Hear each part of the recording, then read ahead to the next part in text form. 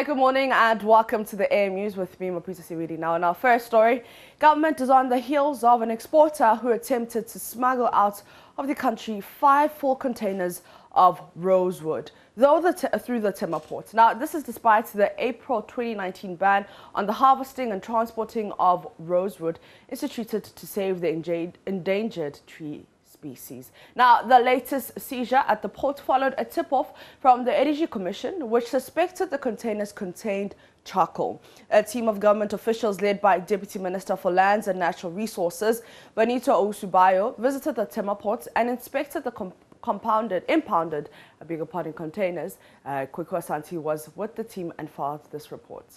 No. As at now, we don't know who is for those containers. And no one owns up what happened.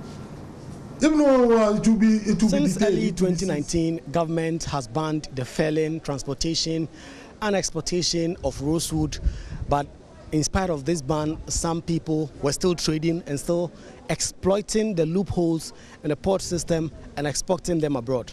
These 5 containers have been impounded by the Forestry Commission together with the Energy Commission as well as port officials led by the Ghana Revenue Authority Customs Division. Today, the Deputy Minister for Lands and Natural Resources has been indicating that they are going after the persons who brought this here. They say currently they don't have an idea who brought them here. What we are yet to do is that we have to ascertain the shipper, that is the owner, the exporter, and that will help us to also be able to come out with who or what company was involved in this particular shipment. We need to get that before we can conclude on our investigation. Fortunately, the management of this terminal say that they have documentation that can help us. From there, we will have to move to TIDD because we want to also know from them whether they had documentation on this or not.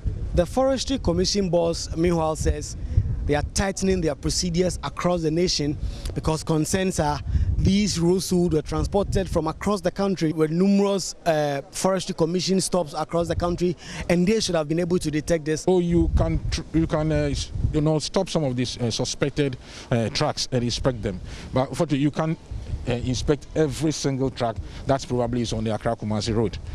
So some are arrested, some find out. But then the point is that to be able to export rosewood, then you will need a permit. So the permit regime too is very important. If you don't carry the CITES, then you will not be able to export. So the Energy Commission that gave the tip-off for these 5 containers to be impounded here at the Tema port says their regulatory checks will continue, and as and when they meet and see some of these things, they will inform authorities about this. What is left to be seen is what will become of these 5 containers and the investigation that the ministry as well as other stakeholders are currently undertaking. My name is Kweku Asante Bismarck, reporting for JoyNews, Tema Port. Away from that, many governments have promised and failed to deliver basic services that can support Kayaye or female head porters. In the last of our series on Kayaye, Valentina Roberts, a 14-year-old whose story we've been telling to highlight the plight of head porters, recounts the most recent and why, like many of her friends, she now has very little expectation of government.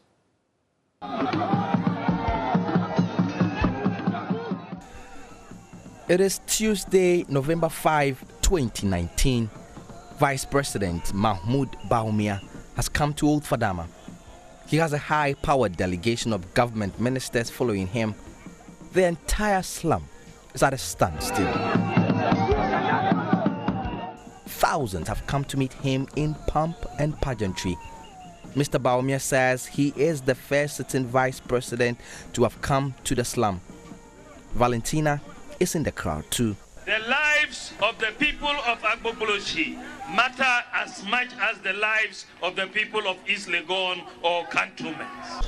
The vice president is on a promising spree.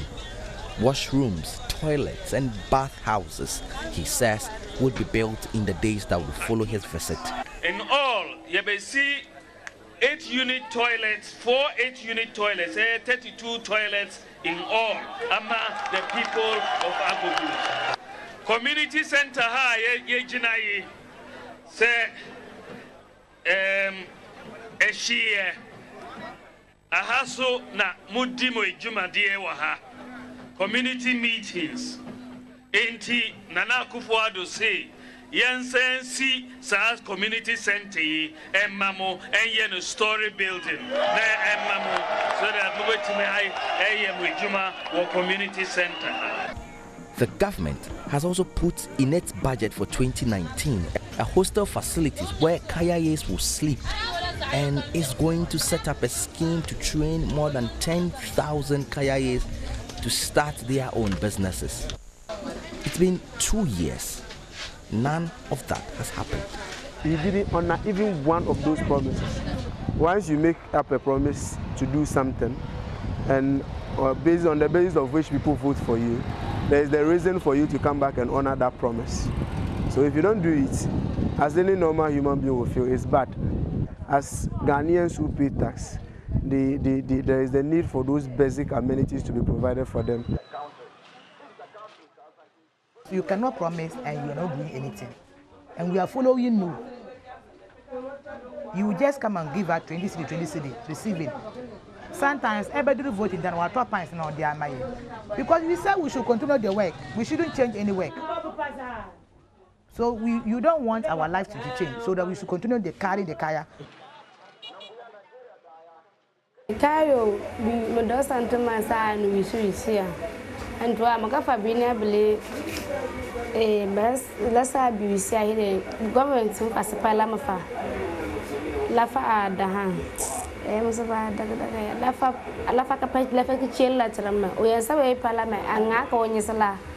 the main lorry station inside Agbogbloshie, more cars have arrived from northern Ghana. On board, more girls.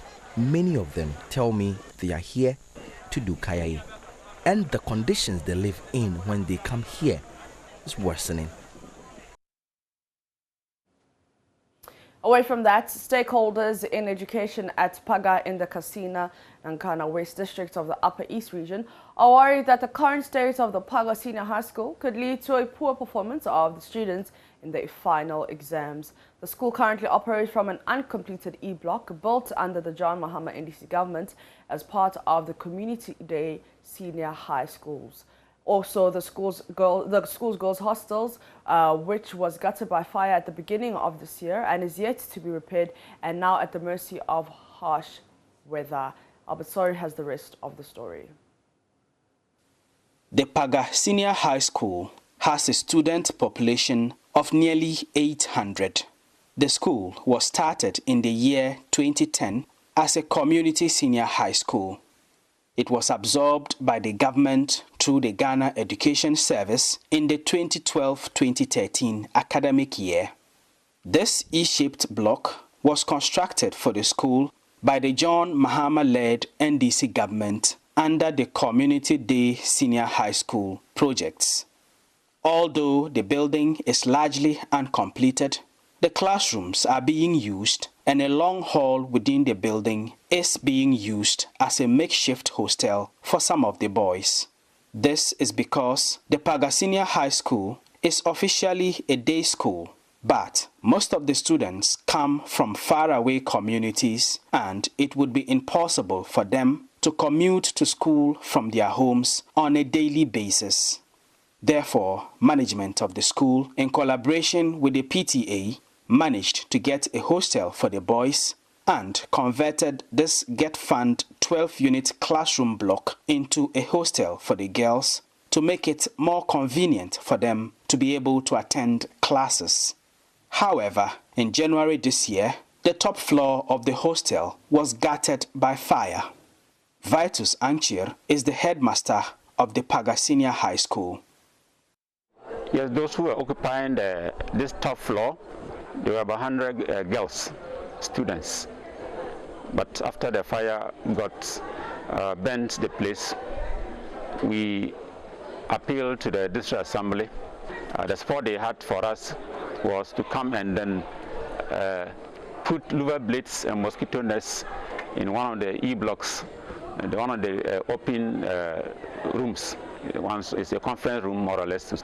So currently that's where we have made the boys to be sleeping there, while the girls, they've moved to where the boys will stay.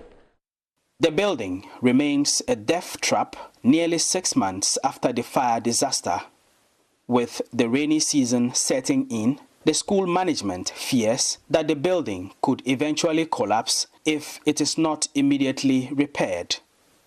And what it means is that when students are placed here, they seek for other schools that have better facilities to go. So invariably, it's reducing our enrollment drive. The makeshift hostels are not too conducive for the students of the Paga Senior High School. There is also not enough space to accommodate all the students who come from faraway areas. For that reason, some of the students have to rent their own rooms within the Paga town, and this is affecting their education. Anytime the rain is coming, some of us have to stand for the rain to finish, after which we will now go back and sleep. Because of the wind, it blows through the windows, and then we have to stand for it to finish before we continue. Most of the students went out to rent, especially the boys, most likely the girls too. And due to this, most of them come to class the time they want. Some of them too, if they come, they will not even stay till they close, because most of them rent far places. Now that some of our students are living outside, they will not come to school. Some are pregnant because there's not that regular discipline in it, because they'll be staying outside. Per time like this, some will decide not to come. Paramount Chief of the Paga traditional area, Per Awampaga II, is worried about the situation because it is the only high school in the area. The children are suffering. So we appeal to the government, Ghana Education Service, and the other authorities. Also said the Pakatine, who are outside Paga, they should try to come and help us. For now, the students and teachers of the Paga Senior High School will just have to continue to improvise to keep teaching and learning ongoing until help arrives. For Joy News, Albert Sori, Paga. Away from that, the Social Security and National Insurance Trust, SNIT, says contributors who fail to merge their SNIT numbers with their national IDs by the end of December will be legally forfeiting their pension benefits. SNIT is expected to integrate its ID platform with that of the National Identification Authority in compliance with a directive from the National Pensions Regulatory Authority. Director General of SNIT explains the trust has created avenues to simplify the process for old and new customers, adding the integration will help fast-track adjudication processes, enabling prompt settlement of claims. Now, we are going to have the Ghana card numbers of all the beneficiaries that you nominate. And that would include their biometrics. So when you are no more there and the person shows up and he says, I am Akosia Mansa, and then another Akosia Mansa comes and says, I am the real Akosia Mansa, then that adjudication process is going to be very easy for us, because you would have given us the Ghana card number of the true Akosia Mansa.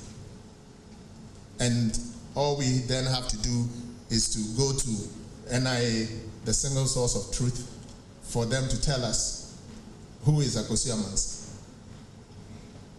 And so something that would have taken a long time to adjudicate, where sometimes we even have to go to the head of the family, Busia Penny, and so on and so forth. Now we can do that very quickly. Those who fail to merge their numbers, or I like to say refuse to merge their numbers also, right? At some point, you, as the law says, you're not going to be able to get access to to pension benefits in terms of to come and do business with us. So if you, as it's required by law to produce your Ghana card in order to be able to access certain public benefits. If you refuse to do that, then you are going to be denying yourself access to these benefits. Now, here are the simple steps to follow to merge your SNIT ID with your Ghana card. Step number 1, dial *711 *9# on your mobile phone. Step number 2, select option 1. Step number 3, enter your SNIT number. And step number 4, enter your email address if the phone number you're using is different from your phone number registered in the database. Step number 5, enter the personal ID number on your Ghana card. Step number 6, select option 1 to complete the merging of your SNIT and your NIA numbers, personal ID or number on your Ghana card, and you will receive a notification after that.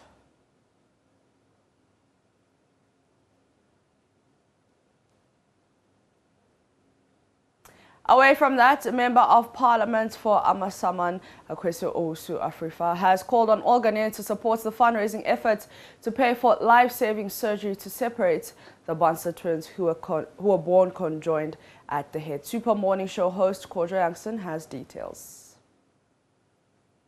Are the first ever case recorded in Ghana of Siamese twins conjoined at the head. This rare condition occurs once in every 2.5 million births, and 65% of them die before birth. Another 25% do not make it past the first 24 hours after they are born. By some miracle, the Bansa twins have thrived after being born 3 months ago in the town of Media in the Amasaman constituency. The miracle babies, whose continued survival depends on a life-saving 3 million Ghana cedi separation surgery, have already come to the attention of their Member of Parliament, Akwesi Owusu-Afrifa. Accompanied by his wife, the lawmaker visited the twins at Ridge Hospital, where doctors are preparing to perform the series of complicated separation procedures for the first time on Ghanaian soil. He used the occasion to thank the medical staff and to make a donation of his own. I thank you, doctors, for the services you rendered to them. Looking at the interaction you have with them, you've taken them as your own. When I listened to your conversation with their mother, it looked as if you have a very good relationship with them. You've taken them. God bless you for the services you are rendering to Mother Ghana and to these children. Looking at the situation, we need money to do the surgical operations on them. And as my contribution to this, today I am giving them, through the doctors, 5,000 Ghana cedis. I'll go and prepare. And like my wife said, we have one of the nicest and then ultra-modern basic education in Media, Blue Ribbon Academy. We are going to give scholarship for these children from the day they enter the school to the day they will complete. The MP's wife, Mrs. Dora Afrifa, called on the women of Ghana, especially mothers, to show their love to the twins by donating towards the surgery. I'm so tired this morning when I saw my babies. But first of all, let me give big thanks to the doctors attending to them. Doctors, may God bless you.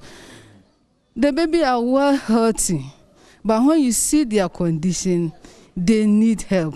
So I am appealing, mothers, this is our time to show our love to these babies. They need us most at this moment. Let us show our love as God is telling us to do. They need us. They need us. Come on board and come and help. Who knows, maybe they are future leaders, doctors, great farmers, teachers. So please, show some love to these children. And I know, Ghanaians, you are so hospitable, and I know you love. And God is telling us to do, so this is the time, let us do. And that's how we end the AM News. For more news, you can log on to myjoyonline.com. My name is Mapisa CBD.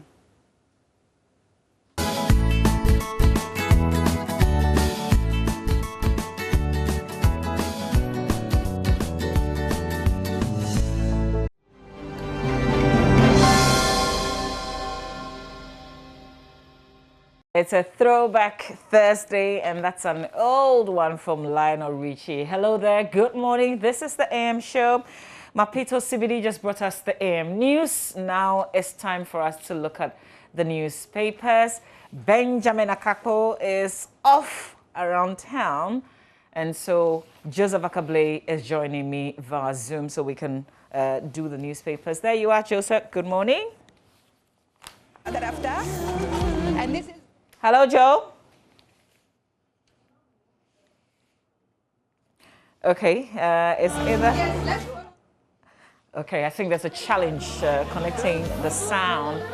So we're going to work on that. In the meantime, I'll just let you know the papers that we have in the studio. We've got the Daily Graphic newspaper. We have the Chronicle, the Business and Financial Times, the Business Finder, the Daily Guide, the Daily Statesman newspaper, and the Ghanaian Times newspaper. Whilst we try to resolve the challenge with the sound connecting to Joseph Akablay. Okay, I understand Akablay is back now. Joseph. Hello, Mavi. Somebody doesn't want you on the show. Can you hear me now? I can, loud and clear. You good? I'm good. How about you? I'm very well, thank you. Yesterday, there was rather very heavy rains, and I don't know if you felt it where you were. Yes, I was home, but I had to go to town at some point to do something. So I was caught up in it. There was a lot of traffic in town, especially on the N1. And so it took a long time for me to be able to get home eventually. And so, yes, I felt it. And even this morning, driving to work, some parts of the road have been flooded, by the rain from yesterday. And so it's still a challenge. I learned a lesson yesterday. When it's raining, I don't have to move. I just have to stay where I am, because a lot of the areas that I did not know before got flooded yesterday. Now, it was very surprising to me. There were cars that were stuck in it, and it was just crazy. It was unbelievable, very scary at some point for me. And I didn't want to stop because I was already on the road. I think generally that has been the advice by the experts always, except that a lot of the time the rain it catches us unaware. You're already in move and it happens. But always the advice is that if there's a safe location where you can stop, so that once it subsides, then you move, it's always better. Now that's the problem, safe location. How do you identify and know that the place Good is one. safe? And if you remember the Circle disaster at Ground Zero, a lot of those people had gone to take shelter at the fuel station that's had the explosion taking place eventually. And so that's also another major issue. That's why a lot of people tend to rush onto the road to try and get home, and it ends up worsening the traffic situation. Yeah. Wager Kaswa was on my mind though, because yesterday I drove through that whole traffic and rain and flood, and I was thinking, it was just Saturday. Isn't it going to get worse after yesterday's rains? It is. And the worrying thing about that particular road, we've done the stories many times. Benjamin was there. Maxwell Agba has been there many times. The run of water washes sand onto the road. So it covers more than half of the road. And so it becomes unmotorable. So they have to now use just a quarter of the road. And that also is a major challenge. And it's been on for years. I really don't see why we are unable to find a lasting solution to that particular situation. Yeah. Well, let's look at the papers now. I'm not sure the papers would capture the rains yesterday and the kind of, the flooding situation that we're talking about this morning. But what papers are you doing, Joseph? I have the Business Finder. I also have the Chronicle with me. So those are the two that I'll do for now. Oh, okay. All right. Let's start off with the Ghanaian Times newspaper then.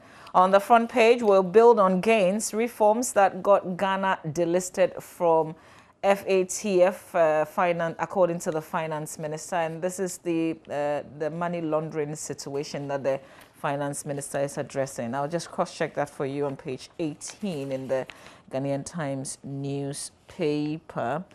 The Financial Action Task Force, grey lists they call it.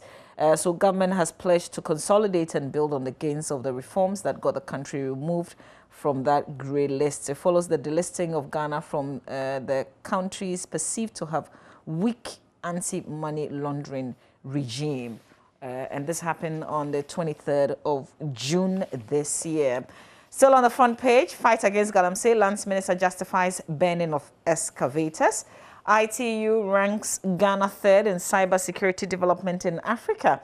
And the big one for us, this has been our running story, very Our top story, really, the Iraq killings. President orders probe, ask Interior Ministry to conduct public inquiry. So the 3 persons who have died for what reason, really? There is no justification for this. As Ibrahim Mohammed, Muntala Mohammed, and Abdul Nasir Yusuf. Pictures of the 3 on the front page of the Ghanaian Times newspaper. We will return to the subject and talk about the concerns that others have, why they don't have any faith at all, or they don't believe there will be any proper end, especially if a probe is being conducted by the Ministry of Interior. Some say that the minister himself has questions to answer. So does he ask himself the questions, and how is that going to go, since the police really is under that ministry? So how do you supervise, oversee, and then do your own investigation and make recommendation? But calm returns to a giraffe to angry youth, security personnel, violent clash. Again, many are disputing that it was a clash. It was a group of people who were unhappy, very angry because a member of their community had been beaten to the extent that he died. And they were angry. And then police just stormed the place. So many are refuting that it was a violent clash. We will see whatever probe that is conducted. We'll see if anything will come out of that. On the back page, confiscated rosewood will be given to local furniture manufacturers, according to the Deputy Minister of the Lands and Natural Resources, Benito Owusu-Bio. Also, 3 traders' associations against numerous port charges.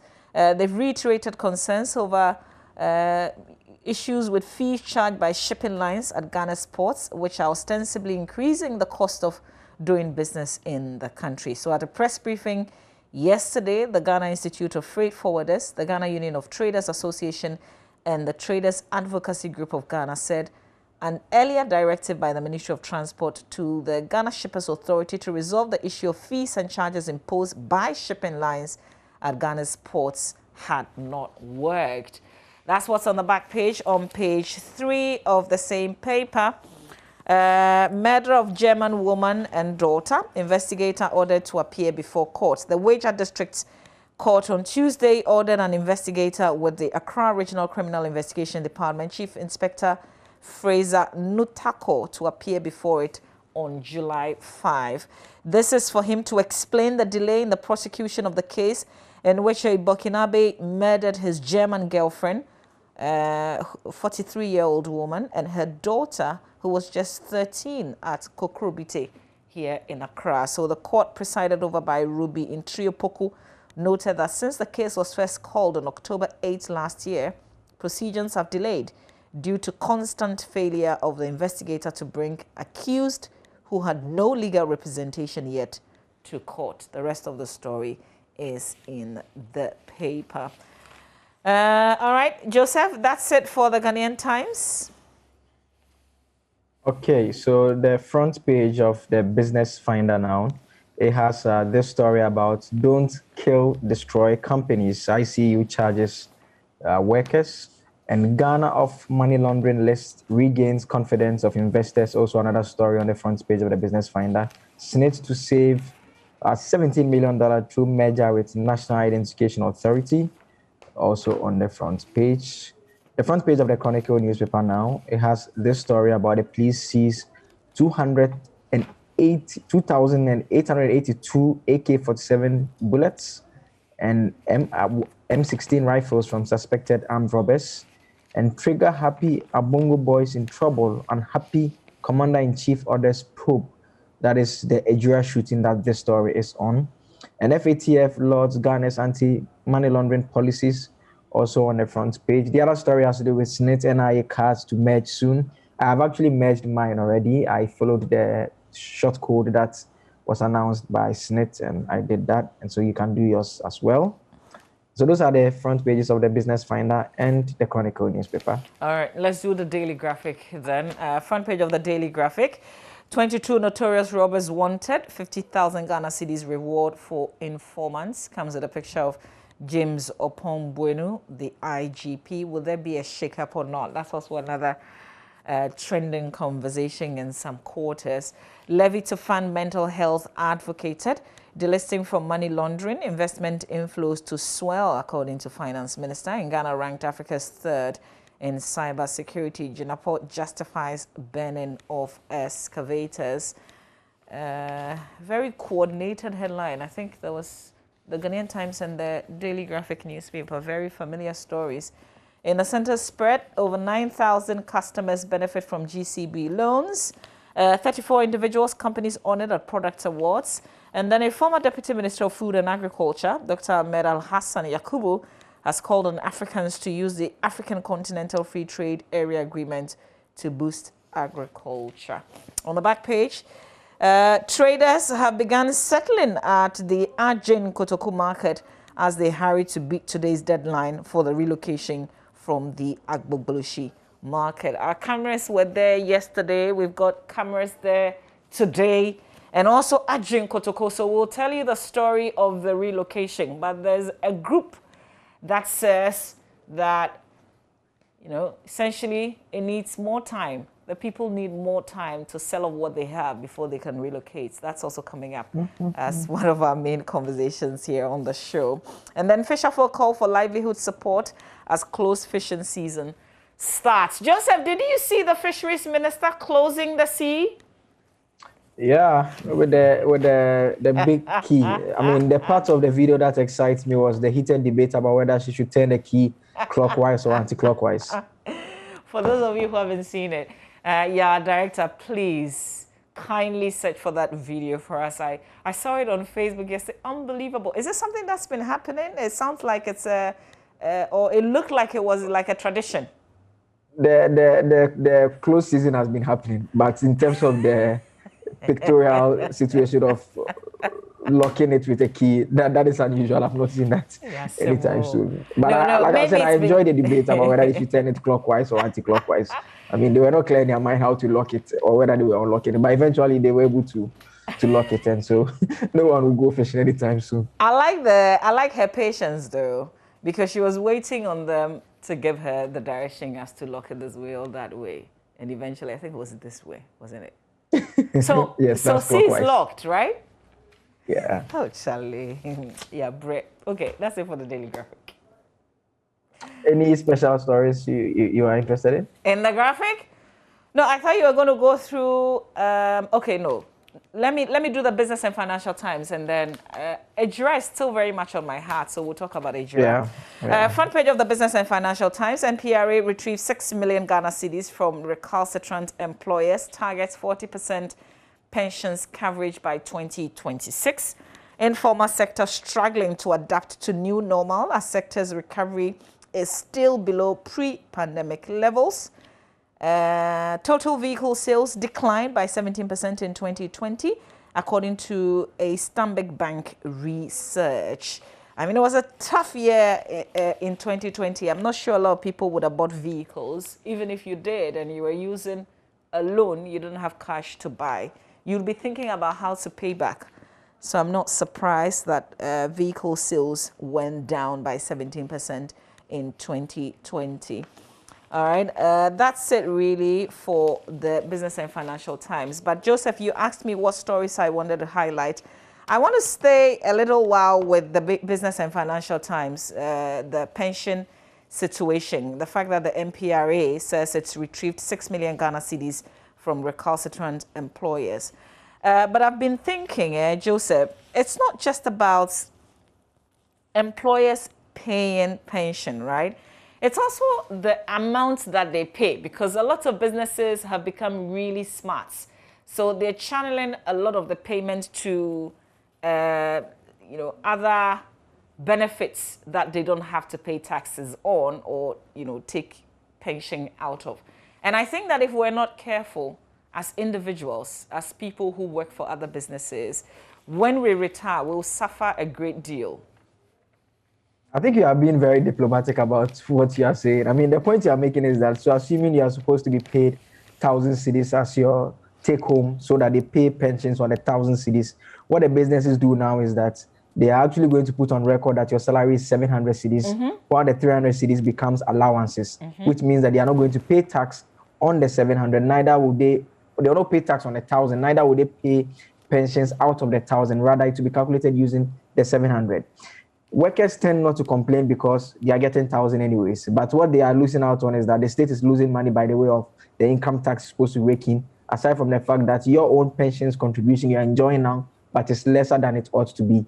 And so it's something that, I mean, employees generally need to be concerned about and discuss it when your employer decides to increase your salary and is hiding it off us and passing it off to you as allowances. They have all kinds of descriptions for it these days. They can call it clothing allowance, they can call it fuel allowance, they can call it all sorts of allowances that essentially should actually be your salary adjustment that you have actually negotiated with them. And so it robs you of the comfort that you will enjoy when you are done working after many years. Absolutely. And I don't know how we can fix that, because SNIT, as it is now, can't do anything about that. We need a certain law. I don't know. What do we need to get businesses? Or is it for us to say, oh, listen, they put clothing allowance there, but that's not real. It's just a channel and avenue so that they can pay less pension. I mean, I think we should take it up with the employers. I believe it should be an employee's desire to deal with that. And I say so because a lot of the time, those adjustments are done when you've had discussions with your employer about salary adjustments. You want your salary to go up. You are not asking for fresh allowances. If you're asking for fresh allowances, they are different then. Either ways, it's still money that if it's given to you as a bulk, you still buy the clothes from the salary anyways. You don't use the money that is specifically for the allowance to just buy the clothing or for the fuel or all those things. And so we should have that kind of negotiations, because when you are working now, what we need to understand, and a lot of the time, employees don't get that point, is the fact that you will not have the strength to work your entire life. So you are working now and for the future. And so your negotiation should be about the now and the future, not just about the now. Yeah. The future is very important. Absolutely. Okay. The issue about Ejira, Akable, I'll leave you so that you can also touch on what you want to highlight. I mean, I think the Ejira issue is still of interest to me. I've already seen some comments that suggest that people are not happy with the ministerial inquiry. I prefer the ministerial inquiry to the commission of inquiries that we've set up over the period, because, I mean, as we saw in Ayawaso West Ogun, and even before then, the Ghana at 50 Commission of Inquiry, where the state, after the report had been issued, attempted to prosecute some individuals like Charles Rekubrobe and Kwame Pienim for causing financial loss to the state. The court clearly took the view that that could not happen because the findings of a commission of inquiry were just like the findings of a high court. And so that terminates the matter. The best the state can do is to appeal it. And so punishment really is not severe. That is how come people like Double, even though government rejected the findings of the commission and asked that they should, the Ayawaso West Ogun, the police service should also go ahead with some form of investigation. Nothing has really happened. And so I hold the view premised on the decision of the courts that commissions of inquiries does not lead to punishment of individuals. Someone has been shot, someone has been killed, someone needs to be prosecuted for murder. We will not get that from a commission of inquiry so properly constituted. But on the other hand, what we do with any such inquiry like the ministerial inquiry is that facts are unraveled, which we know that this person shot this person. He didn't have the justified basis to have fired those shots. And so what has happened there is manslaughter we are looking at, or is it murder we are looking at? And so we can now power pressure for the relevant state agencies to now prosecute those individuals. And so I prefer this measure as against the commissions of inquiry that we set up over the period. But I agree with the general concern that should the Minister of Interior be the one who be leading this? Well, others say that he's a minister. He has every right to look at the agencies within him. Yeah, but the police is under him. The other issues unresolved also happened under him, whether in the first administration of the presidents or this second one. And has he been accountable? Has he answered the necessary questions? Have we seen him bring persons, brought closure to the issues? He hasn't. So do we have confidence? Do I have confidence that he's the best person to lead this? Under this administration, if you remember the Zongo 7 shooting, it happened in Kumasi. They shot 7 people. The police put out quite a fanciful narrative about how the people had engaged them. Joseph, before you continue, let me just refresh the memories of our listeners. They actually lined them up and they displayed guns and told us that they were robbers, and this was what they had used in carrying out their operations. Continue. Absolutely. Now a commission, in fact, I want a committee, not a commission, because a committee was set up with some judges of the courts, among some individuals, asked to probe. They came to the conclusion that these individuals, the arms that were displayed, did not belong to them. They were just shot at point blank range, killed, and huge sums of money was awarded against the state. But then again, you realize nothing happened against the security officers who had carried out the act. And that is where the concern still comes. These are officers who have simply caused financial loss to the state. They've caused the state to compensate individuals because they have killed them without any justifiable basis. And so what people are looking for is an inquiry that unravels facts that leads to the punishment of those who are responsible for what happened on that day. And the Interior Minister, as we have him today and occupying that office, was the same Interior Minister then. So absolutely. What did he do? What did we do to him? Nothing. In fact, he was the Interior Minister when the Ayawaso West Wagon Commission found, as a matter of fact, that our security agencies are poorly equipped to handle crowd control, and actually recommended that they should be trained to handle crowd control. And from the videos that we've seen, the commission again, Ayawaso West Wagon Commission, found that they were not firing warning shots, they were rather firing into the crowd. And the videos that we took ourselves, we see a soldier bend down on the knee, point a gun towards the crowd, and shoot. I mean, the video in our shots, we see them there. I mean, clearly, that is not how the experts say crowds should be controlled. Absolutely. You fire warning shots, and that is the safest thing to do. So we see a sector minister who's supervised all these things, or under whose supervision we've seen all these things happen. And now we're supposed to have confidence that he is leading a probe into a situation with officers right under his ministry. I mean, that doesn't give hope, does it? Not at all. I mean, it leaves little to be desired, but that is the least we've been offered for now. And so it's supposed to be a public inquiry. We are all going to look out for it. Depending on what steps government takes after the findings are issued, we also have the opportunity to comment on all those things. But I mean, clearly the videos that we are seeing, so you see the soldier in that shot, they're pointing a gun over there. I mean, it's not anything that you see. He goes down on the knee right in that video and he's shooting. He's just shooting.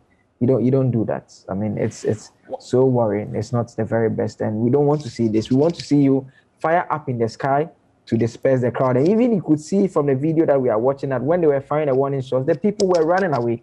And now we have to rush people into medical facilities. And we also had the issue of no bed syndrome even cropping up when they got into the facility there. You know, the other thing that doesn't give me hope is the fact that we had a whole commission of inquiry. So what the commission of inquiry did, and you've been going through particularly with crowd control. So if we couldn't learn the lessons then, we didn't do anything with it then, what gives us the confidence that we'll do anything with it now? We don't even need a probe in terms of crowd control. We already have one that happened. All we need to go is to just go back to those recommendations. We've done very little with those recommendations, and here we are with another probe.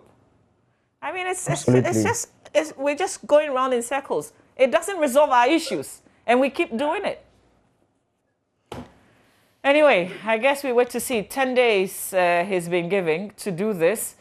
But we wait to see what happens with it. That's all we can do, right? So let's just run through myjoyonline.com. In the meantime, for those of you who haven't seen the Hawa Kumsin, the Fisheries Minister's video, here it is.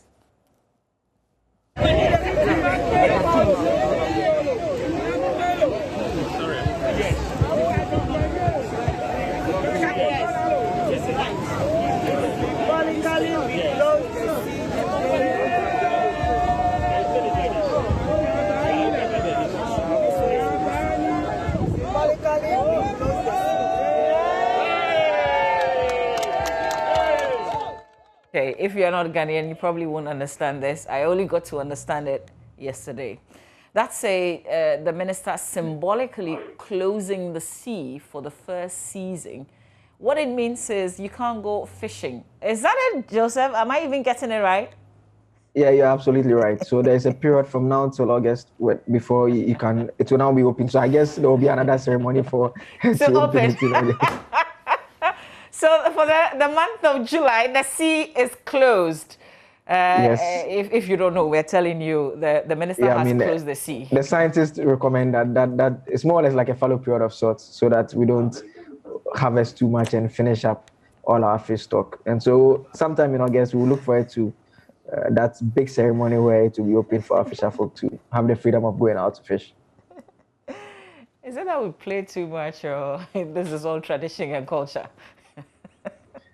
Maybe when the people see the lock-in this time around, they'll respect it more than they did in the past when they didn't have this kind of lock-in. But this is the beautiful scene. I mean, our own Hawakum locking it up. Oh my God! Well, at least she's got the support of. But she didn't turn the key fully. We should watch the video again. I mean, we should watch it again. So the door, I don't think locked. the door has been locked properly. So it's half because locked. ordinarily when you are locking, you have to lock it twice. She turned it and it was sideways. It didn't even get to the end. No, it's a security door. You don't have to put a lot of pressure on it. Let's just quickly run through myjoyonline.com before we make way for sport. My mask is not staying today. Some of the mask, the hands are like too long. You know, you have to tie it. Yeah, this one is better. MyJoyOnline.com, Ejira killings. Ambrose Derry is a person of interest. Commission of Inquiry, the way to go, according to security analysts. So this is Mr. Norman, who says that, listen, the Interior Minister himself, he needs to answer questions. So now that he's leading this, you know, it's just, that's Dr. Ishmael Norman, by the way. He heads an institution. I just want to bring that. He heads the Institute for Security of Disaster and Emergency Studies, and he's added his voice to calls for a full-blown commission of inquiry into the killing of 2 civilians at Ejira in the Ashanti region on June 23. So he's rooting for a commission of inquiry and not the probe that has been instituted, if you like, the direction from the presidency. But Joseph disagrees with that. By the way, minority rejects Akufo-Addo's call for ministerial inquiry. There you go. Government slapped with $15 million judgment debt over unlawful seizure of excavators. There are different angles of Ejira on our website, myjoyonline.com. But suspected killers of slain Infantiman MP jail 20 years.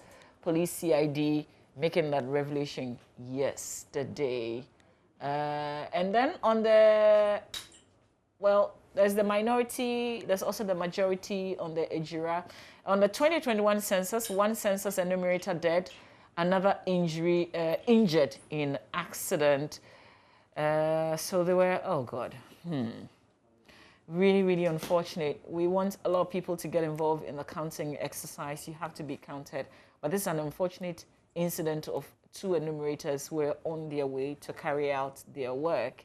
And then there was this station track. So if you look at the headline, it comes with a picture. That's the station track that they just drove straight into. They were on a motorbike, and then 1 person died on the spot, according to details of that story. NCC calls for in-depth investigation into Ejira killings as well. Joseph, what are we following today? There's this matter regarding Dr. Stephen Opuni, the former Kokobo CEO. Yeah, he wrote a petition to the Chief Justice asking that Justice Onyenuga recuses himself after a number of attempts had failed. And so we expect that today at least we'll get some indication from the Chief Justice Office about what should happen going forward. But on the census, I was enumerated or counted yesterday. Oh, you were? By the census officials, yeah. Were you home? Did they come to meet you? Yeah, I was home when they came just before the rains, and it's not easy. A lot of questions for me. How long did it take? It took about 10-15 minutes, and even the 10-15 minutes is because, I mean, she made a tablet, she opened it up, so we're more or less like I was just reading and just taking like electronically, so it was a bit faster. Okay. As against, so you can imagine for people that she would have to read and explain before they decide which option to take. It's a lot of questions actually, like a lot. If it was a questionnaire, trust me, I'm sure I'll not feel it. You've done your patriotic duty as a citizen of Ghana. You availed yourself to be counted, so congratulations to you. And I guess you made the work easier for the enumerator as well. They haven't visited me, but I'm looking forward to being counted. Yeah, if that would lead to fixing my road and that stretch not getting flooded, especially towards the toll booth. And I'm talking about the toll booth before Kutunsi. That place is terrible. So, Joseph, let me confess. When I got to the toll booth and the lady opened the window, I had not rolled down. I was thinking, should I pay the toll or not? Like, seeing the situation that I'd come out of. Honestly, I was there for a little while and she didn't put any pressure on me. Maybe she figured out I was trying to. And then I said, okay, listen, I need to do this. So I paid the toll. I was seriously contemplating not paying because the road is terrible. It's very frustrating. I mean, paying every day and seeing the road the same. Absolutely. Joseph, thank you very much for doing the review with me. That's Joseph Akablay. He's usually our court correspondent. And that's the review this morning. You can log on to myjoyonline.com where we have plenty of headlines for you. But we have to make way for Muftal. He's bringing us details of the ongoing Euro.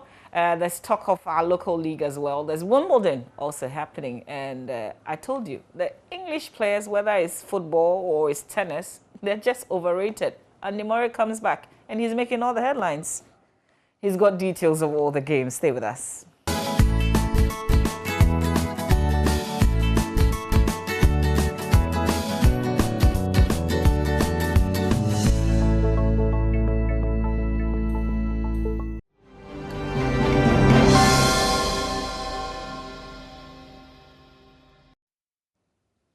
What has become the future of Ghana's dream of constructing a 50,000 capacity stadium that will serve as a games village to host the 2023 Africa Games? Well, the Minister of Youth and Sports, Mustafa Usif, says that dream at the moment is dead. And we'll also be talking about how much will it cost Ghana to successfully invest in our games of football to ensure that its potential to the economy is fully achieved. Well, a former president of the Normalization Committee of the Ghana Football Association, Dr. Kofi Amoah, believes that $300 million should be enough. What about Ghana's participation in the Tokyo Olympic Games, especially for the boxers? The Black Bombers paid a visit to the president of the country, Nana Akufo-Addo, yesterday before they flew out of the country, and he wished them well whilst also charging them to ensure that they win medals for the country. Now, let's start with the Minister of Youth and Sports, Mustafa Usif, who has said that Ghana's vision of constructing a 50,000 capacity stadium that will serve as the games village to host the 2023 Africa Games is now moot. According to him, the idea of constructing the stadium was to ensure that it is being converted into a University of Sports complex. But at the moment, due to the COVID-19 pandemic, the country is unready to construct that facility to host the rest of the 53 African countries that will join Ghana come 2023. In May 2018, the Ministry of Youth and Sports launched a bid for the right to host and organize the 13th African Games in 2023. Ghana was declared winner among other competing countries, including Egypt, Burkina Faso, at the 3rd Specialized Technical Committee on Youth, Culture and Sports meeting on 25th October 2018 in August in Algeria. Mr. Speaker, immediately after Ghana won the right to host and organize the African Games, the Ministry of Youth and Sports constituted a project team to start the process leading to the hosting of the 13th African Games. An assessment of facilities was done, and none was found to be suitable to host the game. The plan adopted was to construct an Olympic stadium complex at Baltimore. The stadium complex, which was planned to be built on 100 acres of land, comprised of a 50,000-seater stadium capacity with FIFA standard football pitch, a World Athletic standard athletic track, a warm-up track, a gymnasium, 2 multipurpose halls, 8-lane swimming pool, and an 8-lane warm-up swimming pool, 5 tennis courts, including 1,000-seater center courts. For the purposes of sustainability, it was planned to transform the stadium complex into a university for sports for development. This was to ensure that the facility do not become a white elephant after the games. Mr. Speaker, unfortunately, this plan could not materialize due to the onset of COVID-19. Now let's do the Black Bombers, and they departed the shores of the country yesterday to participate in the Tokyo Olympic Games. But before they did that, they paid a visit to the president of the country, and his president, that's the president of the Ghana Olympic Committee, Ben Mensah. He led the delegation, and the president charged every single member who is part of the team to ensure that they represent the country well, adhere to all the COVID-19 protocols, and also win some medals for the Ghana. You carry our hopes for a good performance. I know it's not going to be easy. It's going to be very competitive. You're going to meet your peers from around the world who are, like you, also determined to acquit themselves well for their countries and for themselves. But I have a lot of confidence in Ghanaian athletes and sportsmen. Wherever we are in the world, we shine. We hear of our young man in America who's already setting all kinds of records over there. And the boxers, you know that you have a big tradition in this country. Both amateur and professional boxing in Ghana has a rich history.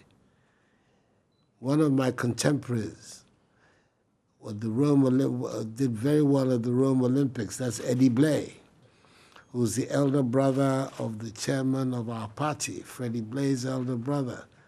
He came home with a bronze, I believe, as a welterweight, I think he was at that time.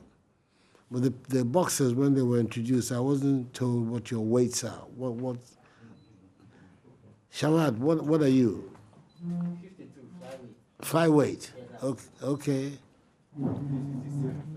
Featherweight. Okay, but these are the categories where we've always done very well. Flyweight, featherweight, and bantamweight, yeah, and even the light heavyweight. But I have to wish you the very best of luck when you go there. You cannot do better than your best, but at least do your best. And I'm sure that your best is going to be good enough to bring home a medal or two for us. Well, the coach of that Black Bombers team is Coach Ofure Asari, and he's been speaking about how prepared the team is. He said all athletes part of his contingent are fully conditioned and are ready to represent the country. We've prepared enough, and we need this medal very, very much. And we are going there to put up the performance that will get us a medal home. If the opportunity comes, and we get gold, we'll bring it. If we get silver, we'll bring it. If we get bronze, we'll bring it. It is not an easy thing. Even look at Ghana itself. For many years, we only have 3 medals. We can't just say that we are going to do this and as if we don't know what is going on. The level where we are going, it is a bigger level. Even qualifying to that competition itself is an achievement. So we qualified 3 boxers to that platform, and we are going there to be able to make a mark. We put up all our best, and as the captain said, this is the time that we've prepared more than the other preparation, and we want to make good use of it. So we'll go there fighting or boxing as if that will be the end of our life. So we'll go there and put up our best. Whatever the result may come, the media will see the performance that we put up and what we were yearning for, and whatever happened. Now let's do some Division 1 football, and one club that is participating in that division is Far Rangers. They have been handed a 5-year ban from Ghana Football Association competitions. On Monday, June 7, Far Rangers sent a letter to the GFA stating that withdrawn from all GFA competitions, including Division 1 Zone 3 League and the FA Cup, with immediate effect. In the said letter, the club also stated that they should be considered defunct from henceforth. The GFA on the same day activated the appropriate provisions in its rules and regulations relating to the matter. 24 hours later, the GFA prosecutor drafted a charge sheet in relation to the withdrawal from all competitions by Far Rangers and emailed it to the secretary of the disciplinary committee, which was served on the club the next day. Fire Rangers was charged with 2 counts, withdrawing from all GFA competitions without just cause after the 2020-21 Division League 1 league had started, and also withdrawing from the GFA's competition whilst failing to give satisfactory reason for the withdrawal from the 2021 FA Cup competition. Fire Rangers then wrote to the GFA to rescind their earlier decision and withdraw the previous letter. 2 letters were also sent to the Ghana League Clubs Association on the subject matter. Despite the club pleading not guilty to the charges, the committee satisfied itself that the evidence adduced before it supports the charge of misconduct against the club for withdrawing from all competitions without just cause, and thereby found the club guilty of charge.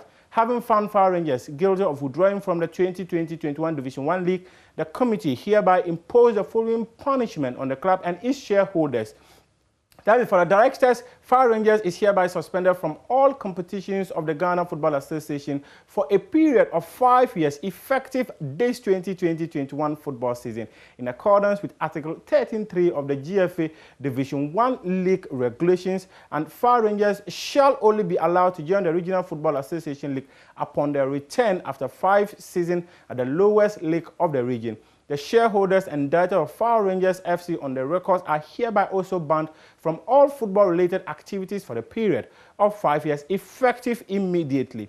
Then there are concerns about whether Nanaya Amponsa is also going to be part of these sanctions, and because he's not the chief executive officer of Kumasi Asante Kotoko. Well, per documents available to us, he's the director of the club, he's the secretary of the club, and what it means is that Nanaya Amponsa has also been banned for 5 years. But we'll continue to follow this story and make available all documents related to the decision of the Ghana Football Association handing sanctions to Fire Rangers, and whether Nanaya Amponsa actually is also going to be banned for 5 years.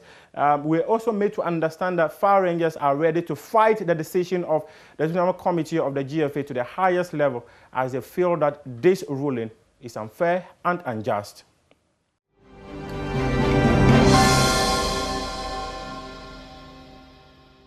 It's the 30th day of June, just a day shy of the July 1st deadline set by the Greater Accra Regional Minister for those who sell onions here in Agbogloshi, cattle rearers, and even scrap dealers to pack out and go to Ajen Kotoku.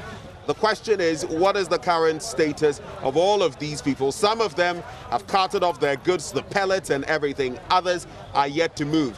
We actually speak to them today to find out whether they are going to comply by the end of the day with the deadline set for tomorrow. We start the engagement with one of the onion sellers who joins me for a conversation. Good afternoon. Fine afternoon. Thank you for joining us for the conversation. Right now, no, I say movement, you know, I started at that. One casano, your friend was saying that one year, man, 1 year they accorded that. Michelle, for now, no, the Mohamed Nuhu. Yeah. What are they were having? I think 12 years. 12 years. Yeah. And this is on our kind of Masasa any union for now. Almost all the union sellers we are going to comply to the kind into try some pallets any we are Pataya sin na there also the Asiano, and also by the end of this day there and also ever down. None na ya move up for home. Now, one year man, wait to me na ako agent. Minyamano ye didn't na ako. It was started from yesterday. I say one problem with Siso any space and some what can you say? Jenny Jumano, Jenny Ankasa a space because all the time Tonya Manufacturing a bebane good condition. Sometimes a bar heats a bemu and you have much space to open it. Now from Bono. Yeah, banner space in you are. No say best startup profit can no kura no say nti eno na dey running ngofo bebre into debt. Nti say eno na hamo e hono no space no nso mama. Space no nso ya. O hwe mate say you say we are almost 1,000 or ye bro 1000 na omo pa kire no ye doso spaces na say nyama obia nya bi no eno no kwa na ye pa no cho na enya ba de o kan en na ye ko eno mo ye ho bibia o ye ne djuma ye ba ye fe more space eno na ye sre minister ne ne in benefit na ena ya tin so say oboma sika bi 300,000 Ghana cedis ye de ama jene for no apart from omo boton na ntwi na asefo ena yesi obia boy be 1,000 nti obia benya 2 to 3,000 wanya wo de oh media manya media ba I'm very sure menya media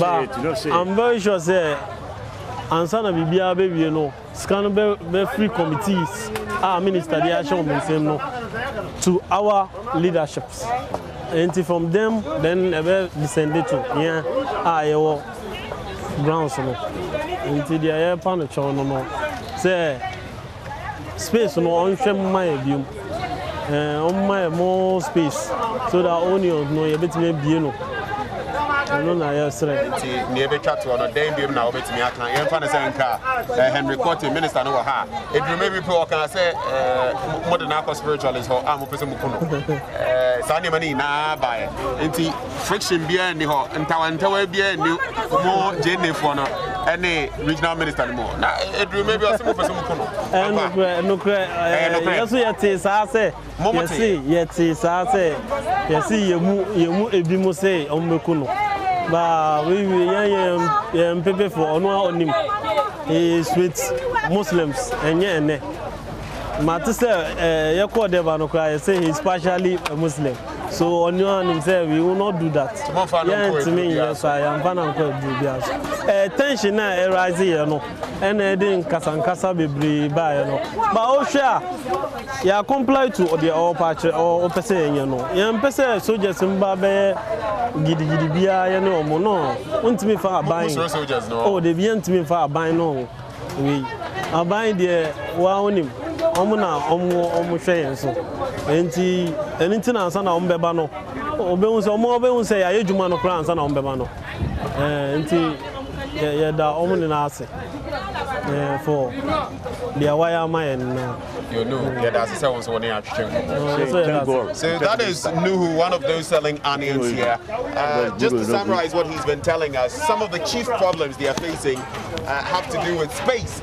So in Ajen Kotoku, they don't have enough space, according to what Nuhu tells me. And he says in the onion business trade, one of the things you need the most is space, because you would have the onions, you would need space for the onions to be aired out properly, without which they would soon start getting rotten, both in the trucks they are conveyed in and when they arrive at this point. And so that is one of their chief concerns. I also asked him about the bit about money that has been distributed not only to the cattle rearers and the scrap dealers, but even more to the onion sellers, about 300,000 Ghana cedis, which would imply that if the details we've got, that they are about 1,000, is correct, then they would be getting between 2,000 and 3,000 Ghana cedis. According to Nuhu, they have not got any sum of money yet, but they are waiting on the appropriate committee to do the sharing of the money. I also asked him whether the threats that had been issued to the regional minister, as had been,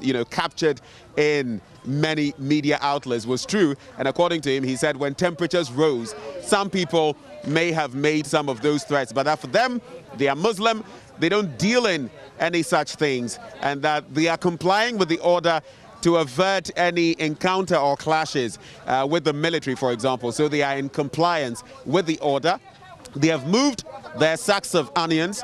They have moved, a lot of them have moved their pallets, and they are trying to comply so that by tomorrow they would not be here in compliance with what the Greater Accra Regional Minister has said.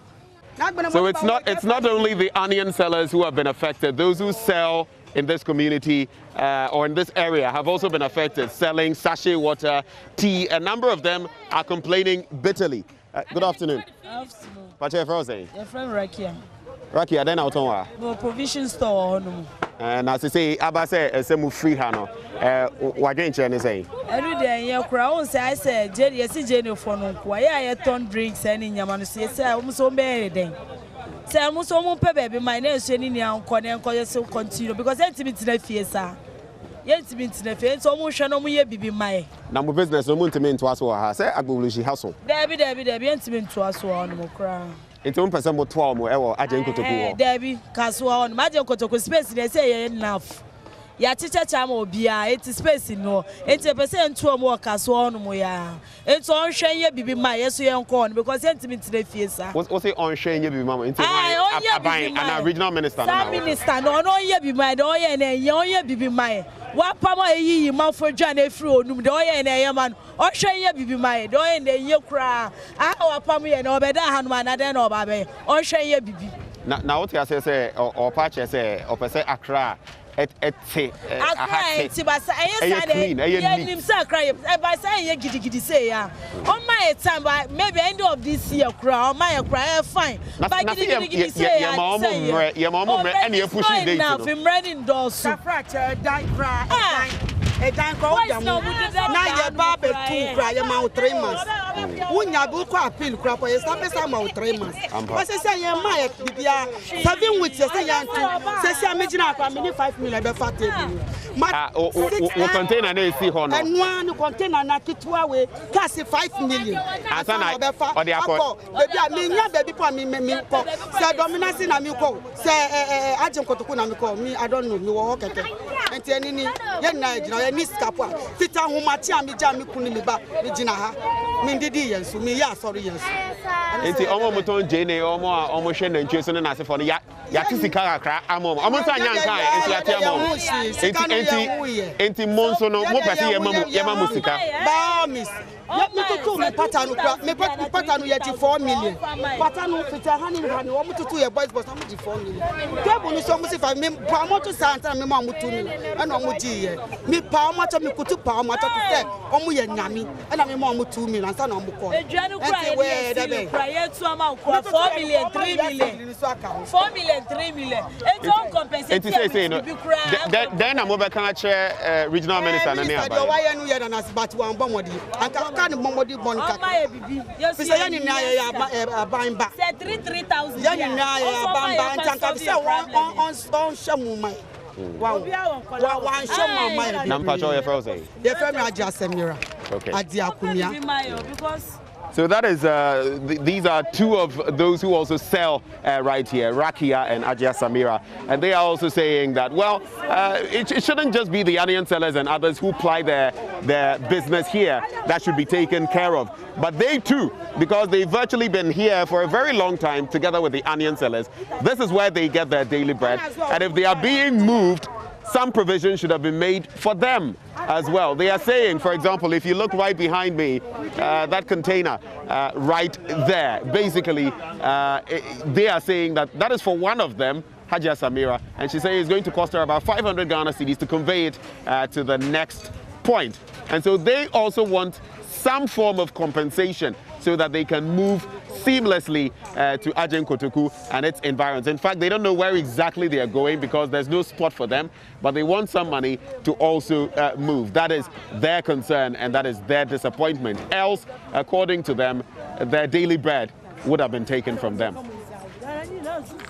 Like you can see right behind me, this is the mosque where onion sellers, cattle rearers, all of those here used to pray. It's being taken apart, the roofing, wooden parts, whatever they can take away is being taken away. Eventually, this structure will be knocked down, but they are trying to salvage as much as possible because as they move to Agyen Kotoku, they are going to have to erect another mosque. So even the religious aspect of life here has been affected, but they are complying and saying that they are going to do this so that as they transition to Agyen Kotoku, they can actually have or create another structure in which they can pray. We've also found ourselves here at the central mosque in the community, and we're going to engage Mohammed Abubakar, who actually is the president, the chairman of the cattle herders and rearers. And he has quite a story to tell. Mohammed, thank you for joining the conversation. Thank you so much. Great. Yeah. How do you feel about this entire move to have you leave this place for Agyen Kotoku? Well, we are committed to the project that the regional minister has undertaken. We all want development. But the issue is that we've not been dealt fairly with. Okay, we've not been engaged in this whole process. We started hearing in the media that the onion market is about to be relocated, but we weren't told that we were involved.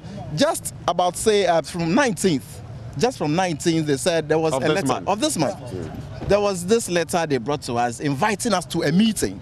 And then we attended the said meeting, and then all they said at the meeting was that this is the information that they had for us and that we are relocating on the 1st of July. We said, how? And they wanted to even ask questions. They didn't give us an opportunity to even ask a question there. So this whole thing... Which specific meeting was this? This meeting... you said specific meeting, the location? I mean, what sort of setting was it? Was it with the regional minister? No, the regional minister was not there. Right. But in the letter they said the regional minister and then the municipal assembly. That's what they had indicated. Right. And it was just an invitation to that meeting. So we went to the meeting and then they said that is the information they had for us. So they weren't going to give us any opportunity to speak. And then again, they invited us again to another meeting.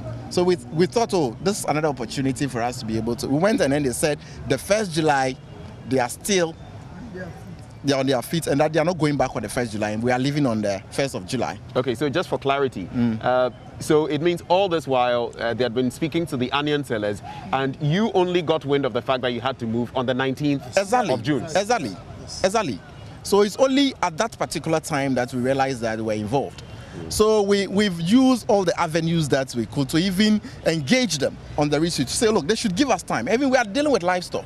And even when you are talking about livestock, it's not as onion. For onion, they are in bags. You can just convey them into a truck and all that. We have cattle. We raise some there. We fattened cattle there. And they are for the Eid.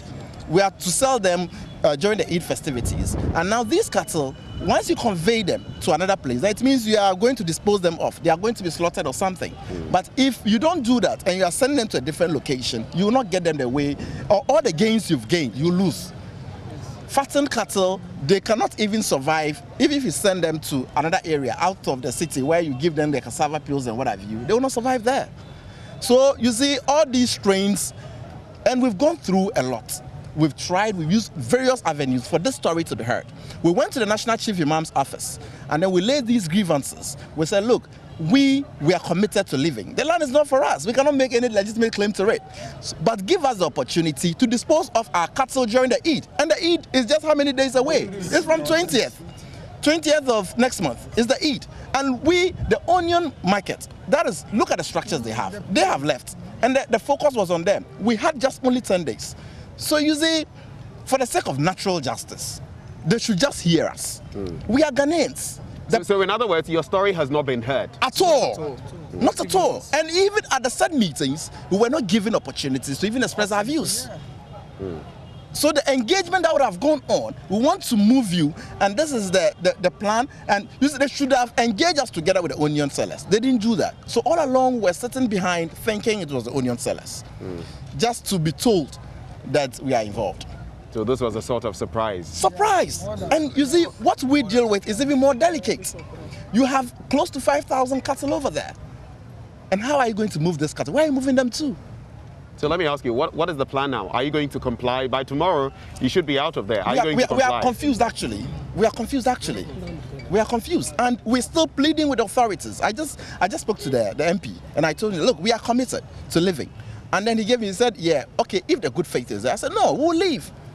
We'll leave. Once the Eid, because the Eid will give us opportunity to dispose of the fattened cattle, and then those that we have, the lean ones and what have you, we can relocate those. So it's impossible practically for you to move the fattened cattle. Exactly. About how many are they? The fattened cattle there, you will talk about around 3,000 plus thereabouts, who are well fattened, that you cannot just convey to a place, because once you are conveying them, then it means they are ready for the market, and that market is not yet ready.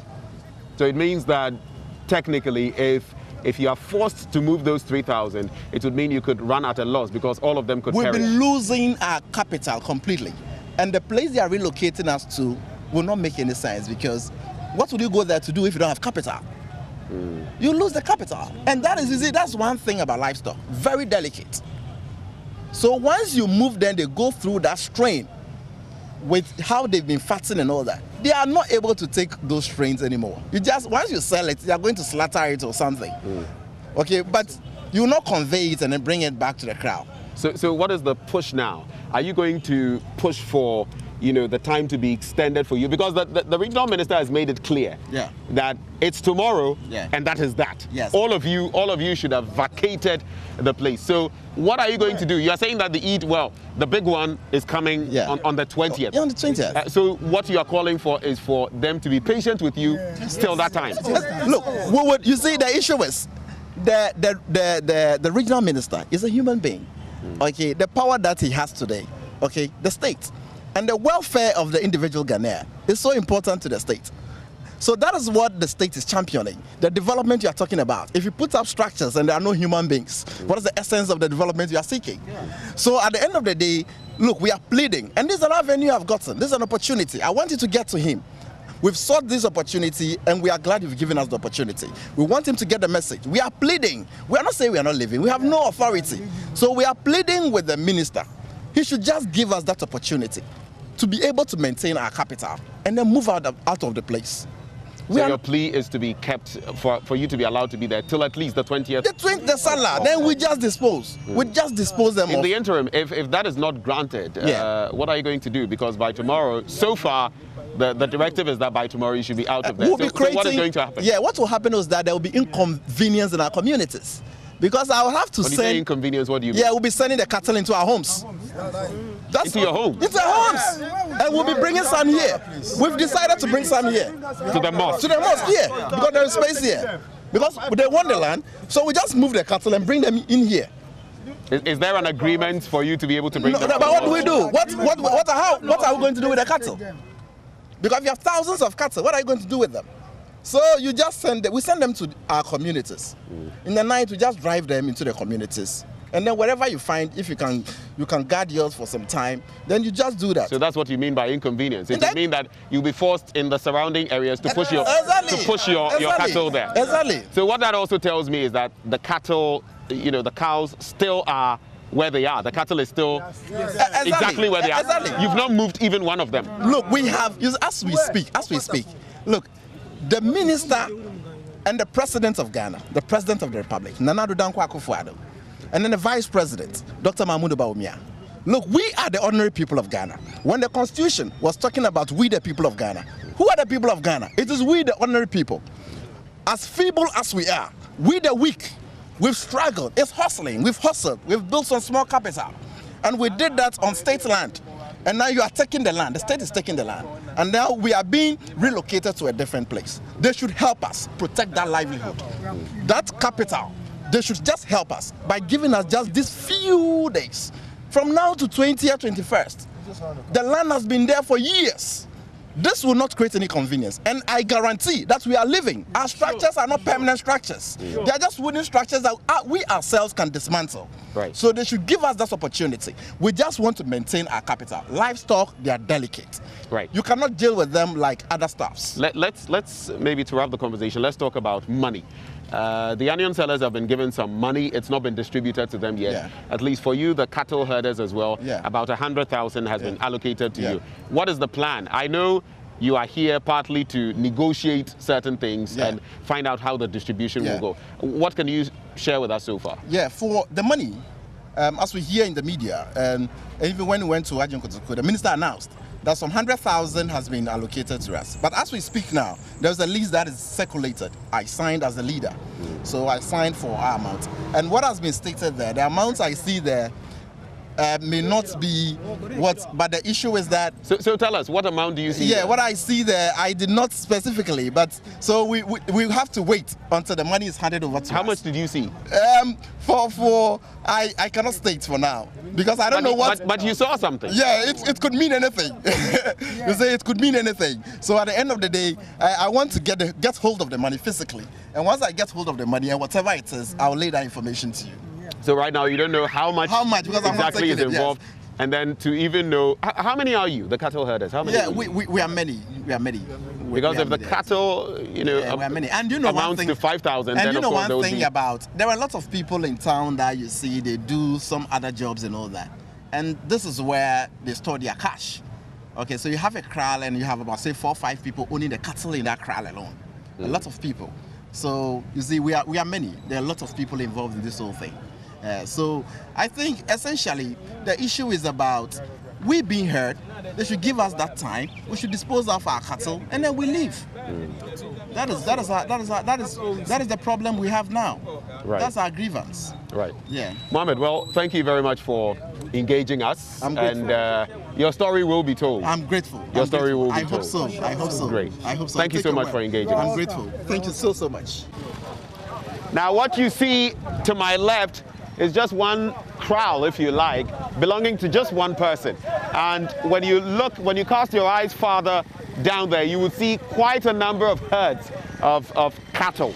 Now, this is just one of 5. So there are 4 similar structures, for cattle dotted all along this stretch, going all the way to the other end of the Kwale. And that is the real picture. The cattle herders are saying it's practically impossible for them to move all of this cattle by tomorrow. That is basically what they are saying, and they are asking for the time to be extended for them so that come the Eid, the big Eid, they can actually sell off their cattle and then they can actually move. Apart from that, I mean, if that is not the case, then they are saying that they are going to suffer a lot because those fattened cattle amount in their thousands, about 3,000 of them, and they can't move. So right here from the central mosque in Agbogbloshie, you've heard it from the horse's own mouth. Mohammed Abubakar is the chairperson of the cattle herders and rearers, and they are sharing their story. They are saying, first of all, that their story has not been told, and this is the story that they've actually shared with us. The regional minister, I know, will be watching this, and leadership of this country. Where do we go from here? Well, only time will tell. From right here in Agbogbloshie, Benjamin Akakpo reporting for Joy News.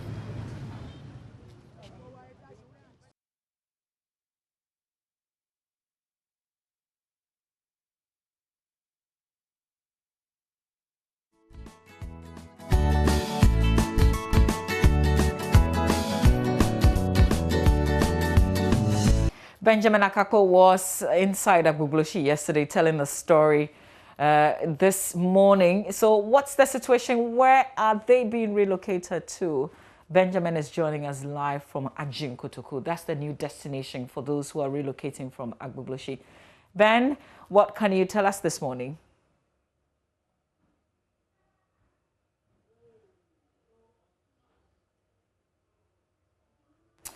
All right, I'm afraid we have to connect in, we have to do the connection after a while because Ben cannot hear me apparently, or we cannot hear Benjamin Akakpo, but we'll be taking you to Ajin Kotoku. That's where Benjamin Akakpo is going to be reporting.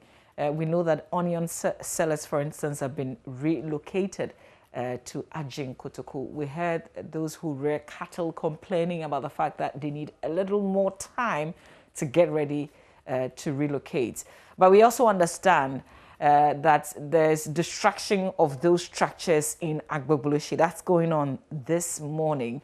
Benjamin Akakpo is catching up with those who have done the relocation and trying to check the situation in Ajin Kotoku.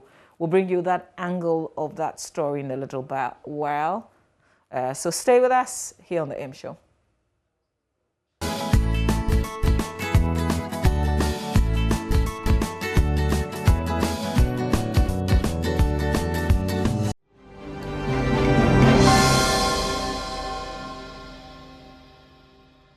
All right, so we still continue to stay with the story of the relocation from Agbogbloshie to Ajin Kotoku. We've got live visuals of the situation in Agbogbloshie this morning as structures have been demolished. Of course, today is the last day for the relocation. Yesterday, we saw the onion sellers getting ready to move to Ajin Kotoku. There are many others who have already settled down in Ajin Kotoku. It's in the Ga West municipality of the Greater Accra region, and the traders were given up to today to relocate from Agbogbloshie. They were seen largely parking yesterday. Some are doing so today, but the structures, as you can see there in your shots, have gone down. They've been demolished largely. So artisans, including carpenters, electricians, have moved? Because if you didn't do that yesterday, then you would wake up today to find that the entire structures where you were working have collapsed, if you like. So all these persons are expected to relocate to Ajin Kotoku. And Onion Sellers Importers Cooperative Society, they've said that over 5,000 of their members are adherent to the directive to leave Agbogbloshie. And there are other issues in terms of the cattle sellers, and that's the angle that Benjamin Akakpo also captured from Agbogbloshie, and it was broadcast this morning. There are also, some of the sellers saying that it's a painful decision relocating, having traded at Agbogbloshie for about 2 decades with a very good customer base. That's also one of the worry for most of these traders. There are various petty traders who have been speaking to the media, wondering how they'll be able to trade since the bulk traders have been moved. So there are also those petty traders who would usually buy from these bulk sellers who are also now wondering, would they have to travel all the way to Ajin Kotoku so they can buy. There are also drivers because of the movements of the traders who are also saying that this is going to affect their business. Transporting onions, for instance, to the various communities and smaller markets. They could get business from that angle, but now that the traders are not going to be there, it means no business for them. Well, we knew that there will be consequences for this action, but there is a bigger purpose for the relocation being done by the Greater Accra Regional Minister who's been leading this. So essentially, live pictures from Agbogbloshie telling the story of the situation as we find it today after traders, most of them largely met the deadline for the relocation. So all these onion sellers have been relocated to Ajin Kotoku in the West municipality of the Greater Accra region. Those who are insisting they won't leave, we're not sure what will happen to them. But this is the situation from Agbogbloshie. Benjamin Akakpo is in Ajin Kotoku. If we settle that issue with the sound, we will connect with him so he can tell us the situation there this morning and whether or not it will be convenient for petty traders to travel to Ajin Kotoku and then return into the capital city proper to do their business. But we will leave you with pictures from Agbogbloshie. This is what is left of the place.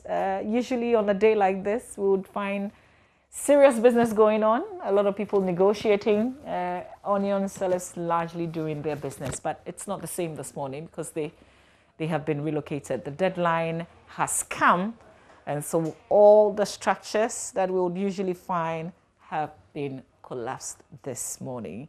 And we're bringing you live visuals from Agbogbloshie, telling the story of the situation there this morning.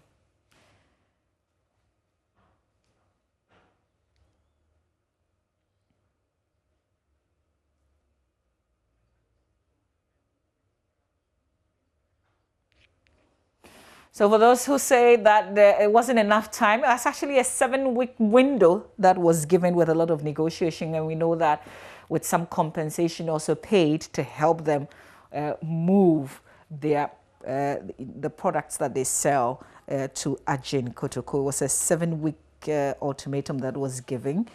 And the Greater Accra Regional Minister, Henry Korte, had met them and had met the various unions, those who sell in Agbogbloshie, particularly the Onion Sellers Association.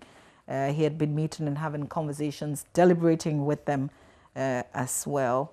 They said there will be no negotiations after the deadline. So for the cattle sellers who were complaining yesterday, what will happen to them today, especially after the minister had said there would not be further negotiations after the deadline. July 1st, 2021 was the date that was given, and that is being carried out. The deadline has come, and so traders must relocate. But we still see that there are persons standing around, but not many structures. I'm not sure how far this demolition exercise would go. But I guess greatly where the traders do business is what we are seeing in the short now. Is that the regional minister we see also in the short inspecting the work that has been done in terms of the demolition exercise? That's the Greater Accra regional minister doing the inspection there. There was a committee that was put together to facilitate the process of the movement. Traders were supported to relocate to the new sites. There are those, of course, if you've been here for 2 decades, then it will be pretty difficult to think about relocating and getting into a different destination. That's where not near the central business district at all. But I guess over time, they would get used to it. But we are also told that the Onion Sellers Association have expressed appreciation to the Greater Accra Regional Minister, the Accra Metropolitan Assembly, and the Ablekuma Central Municipal Assembly, and assured them of their cooperation to relocate. And that's what we are seeing today. All right, so after weeks of meetings back and forth, a lot of negotiations, it has come to this day, the 1st of July, when the very famous destination for onion sellers in Agbogboshi is no more, if you like. We will be connecting to Ajeng Kotoku in a little while, as we leave you with pictures of the minister and his entourage inspecting the work done so far.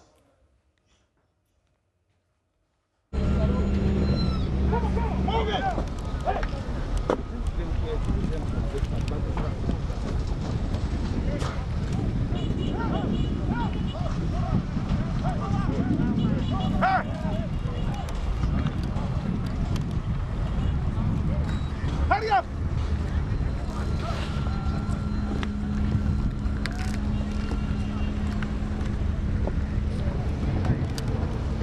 Hello, yeah. Yeah.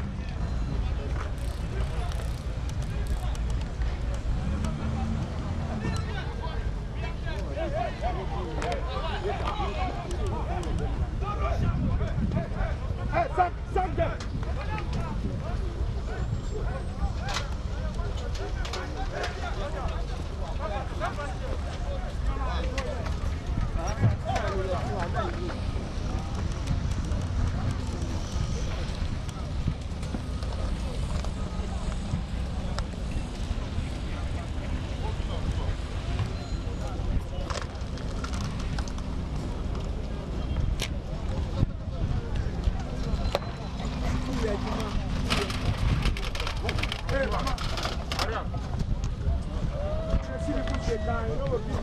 You yourself live there. Hey! Hey! All of you live there. Clear from there. Live there.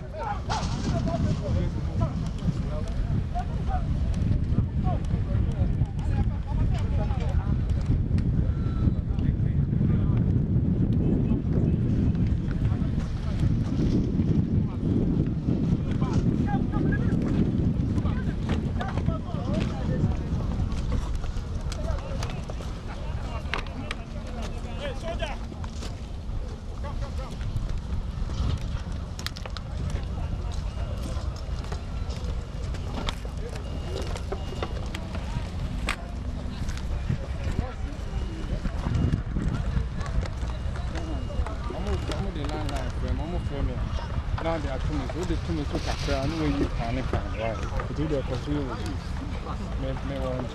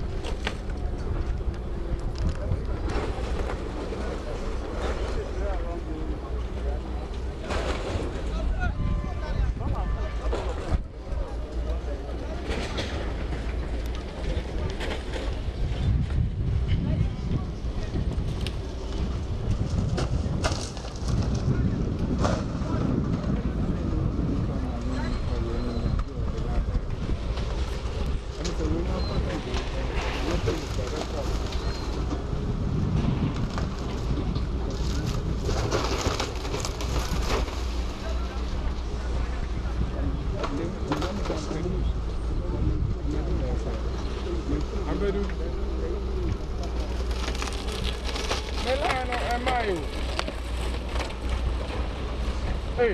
me line ko bia ma me gina.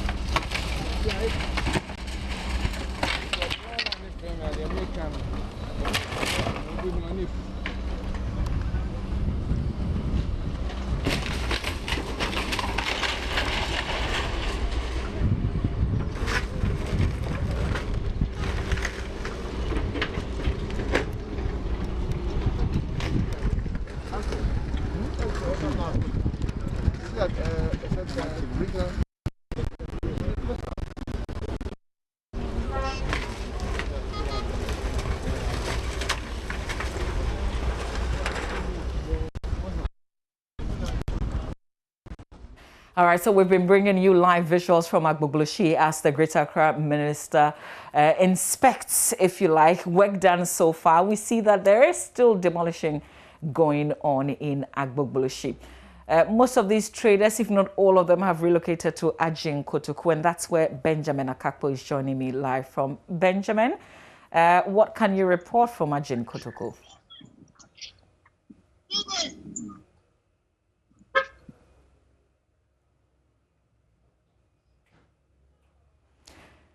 Hello, Ben, if you can hear me. I'm asking you to tell us what's happening in Ajin Kotoku. That's the destination for those who are leaving Agbogbloshie or those who have left Agbogbloshie. What's the situation there this morning? On the back of what happened yesterday, there's a lot to talk about. I'm here with some of those who sell.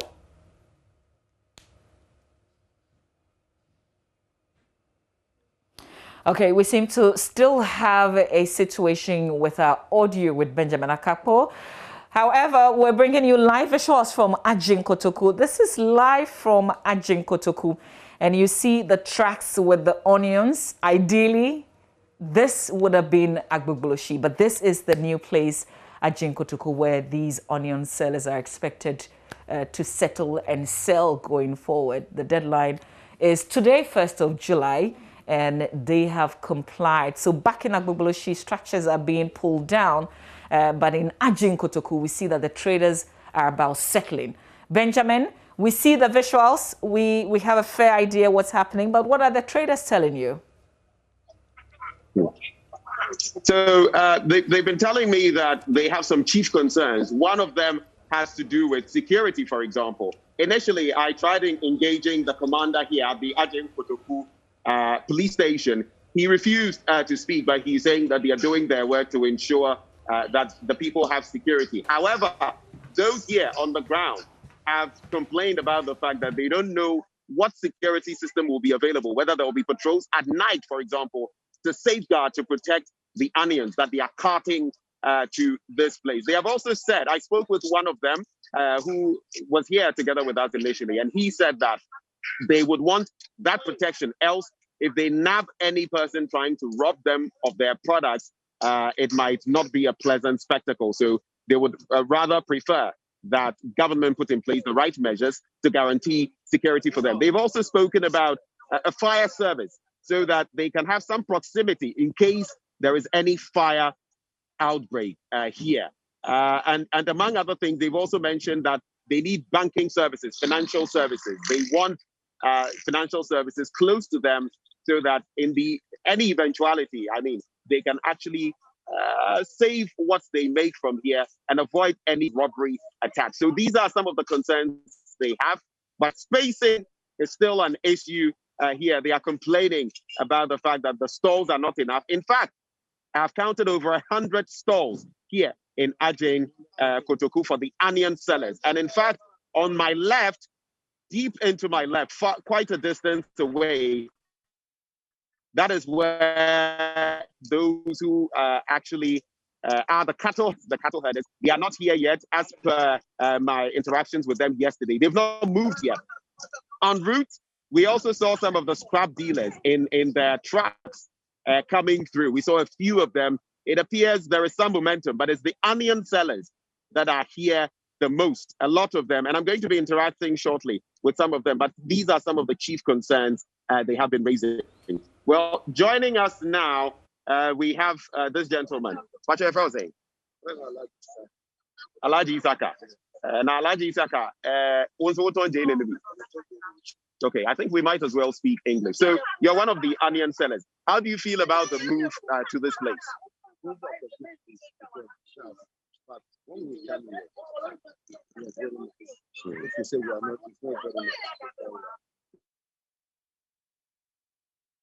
I will thank our gift now. And we are giving all the English leaders applications for the thank God for the minister and the president and secretary and the support for all. And the government support, they should help us with security, fire service, water, and most that we can also be paid.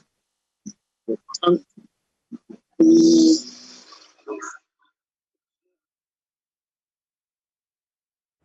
Well, unfortunately, it's becoming a bit difficult here in Benjamin Akapo and his guests, the traders. He was just engaging an onion seller who was sharing some challenges with us.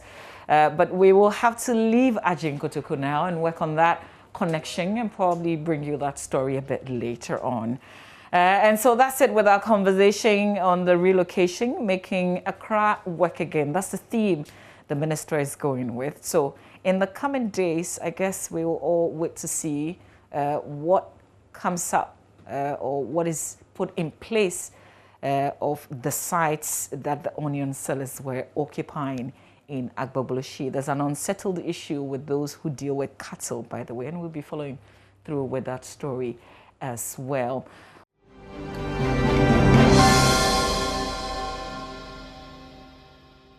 Well, from the exercise by the Greater Accra Regional Minister to another one, which is the Joy Clean Ghana campaign, an AMA multimedia collaboration. Well, yesterday the team went round. We have a London site. Yes, we do, except that it doesn't look anything like a London site.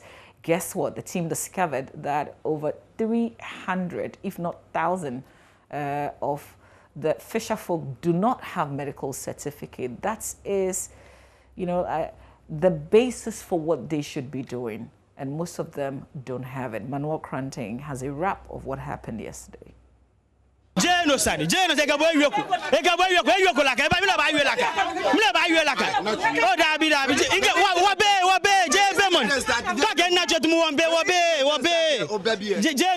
heated argument between AMA officials and some traders at the London market at Jamestown as a Clean Ghana train hits the market on Wednesday. They had been ordered to clean the maggot-filled choked drains as part of the Assembly's Operation Clean Your Frontage. Joseph Asetanga is head of the AMA's Environmental Health Unit. Okay, so whoever is here is responsible for the field that we are seeing here. We don't wait for anybody to come and clean for them. So they have to do it. And when they do it and we put them inside, regularly it will be in their mind that if we don't clean, AMA will come and put us inside the drain. And we'll make sure that they do it before we leave this place. Definitely. And so just to put a bit of context to it, you heard the regional minister, Henry Korte, about a fortnight ago say that government was pursuing what it calls the Operation Clean Your Frontage. Well, he's been charging all the assemblies within the Greater Accra region to pass this particular regulation. Essentially, every single resident within the city of Accra will be responsible for the cleanliness of his or her frontage. And that's what we're dealing with now. They're asking them, this is their frontage, immediate frontage. They are to get into the drains and then clean them. And so that particular regulation is already in motion and people are being asked to clean their frontage. This gentleman was arrested after he was caught in the act throwing rubbish into the drain. Where are we taking him to? This is our car inside. This is our your vehicle? Yes. But what has he done? Is there? What has he done? Your boss said you have put refuse into the drain, so he has been arrested for that. Okay. But why did you put refuse in the drain? Me no okay, Jay will ball and gutter. And yes, I didn't know how they go gutter. But this was only after earlier checks revealed that almost all workers at the meat shop in the market had no medical certification. Yeah, this is the London Market meat shop. You can see the butchers busily handling the carcass. At this time we call it carcass because it's a slaughtered animal. So we are going to go into their operations. And visibly we can all see where they are operating. You can see that the structures under which they are operating, or some of them are operating in an open space, which they were supposed to be in a confined rooftop to prevent other contaminants getting access to the meat. But today we are entering here because we want to know why they are in this challenge and whether it is deliberate or they themselves feel that it is okay for them to be here. But the Public Health Department of AMA will not allow something that is contrary to the health and well-being of the consuming public. So whatever decision will be taken here, we will advise them to comply and rearrange to put up the structures and the needed requirements that will allow them to operate the business that they are doing here. My name is Sule Dalad. Sule? Dalad. Dalad? Yeah. Okay, so Sule Dalad, are you the head of the slaughterhouse, the meat shop here? Yeah. Okay. I want to find out, how many workers do you have in this particular meat shop? In my place, you get to about more than 350. 350, roughly, yeah, roughly almost 400? Yeah. Okay. So I'm taking you through the process under which we are supposed to have started. When I entered here, I showed you my ID card. This is my ID card. I would like to see your AMA health certificate. Every food handler has to undergo medical screening. And the medical screening will qualify you to get a certificate from AMA. Okay? And that certificate will be your guarantee and your document certifying that you are healthy to handle food for public consumption. I want to see if you have gone through that medication, then we can check from all your people. You get problem about that card. Pardon? You get problem about that card. What is the problem? The problem be AM people go come here say they're going to do that card. I go organize the people, everybody go give the money to them. If they took the money go, they don't go bring this card again. I told everybody to come and do the thing because for that matter, some people they know the do. I tell them say, if we finish, I want them to tell something. If we finish do the card, therefore come around. Has the one you know do, I tell them say if the one you know do, therefore take and go court. I tell them. That's all I tell them. I support you. So I know when somebody go do, then they leave somebody. Is no do.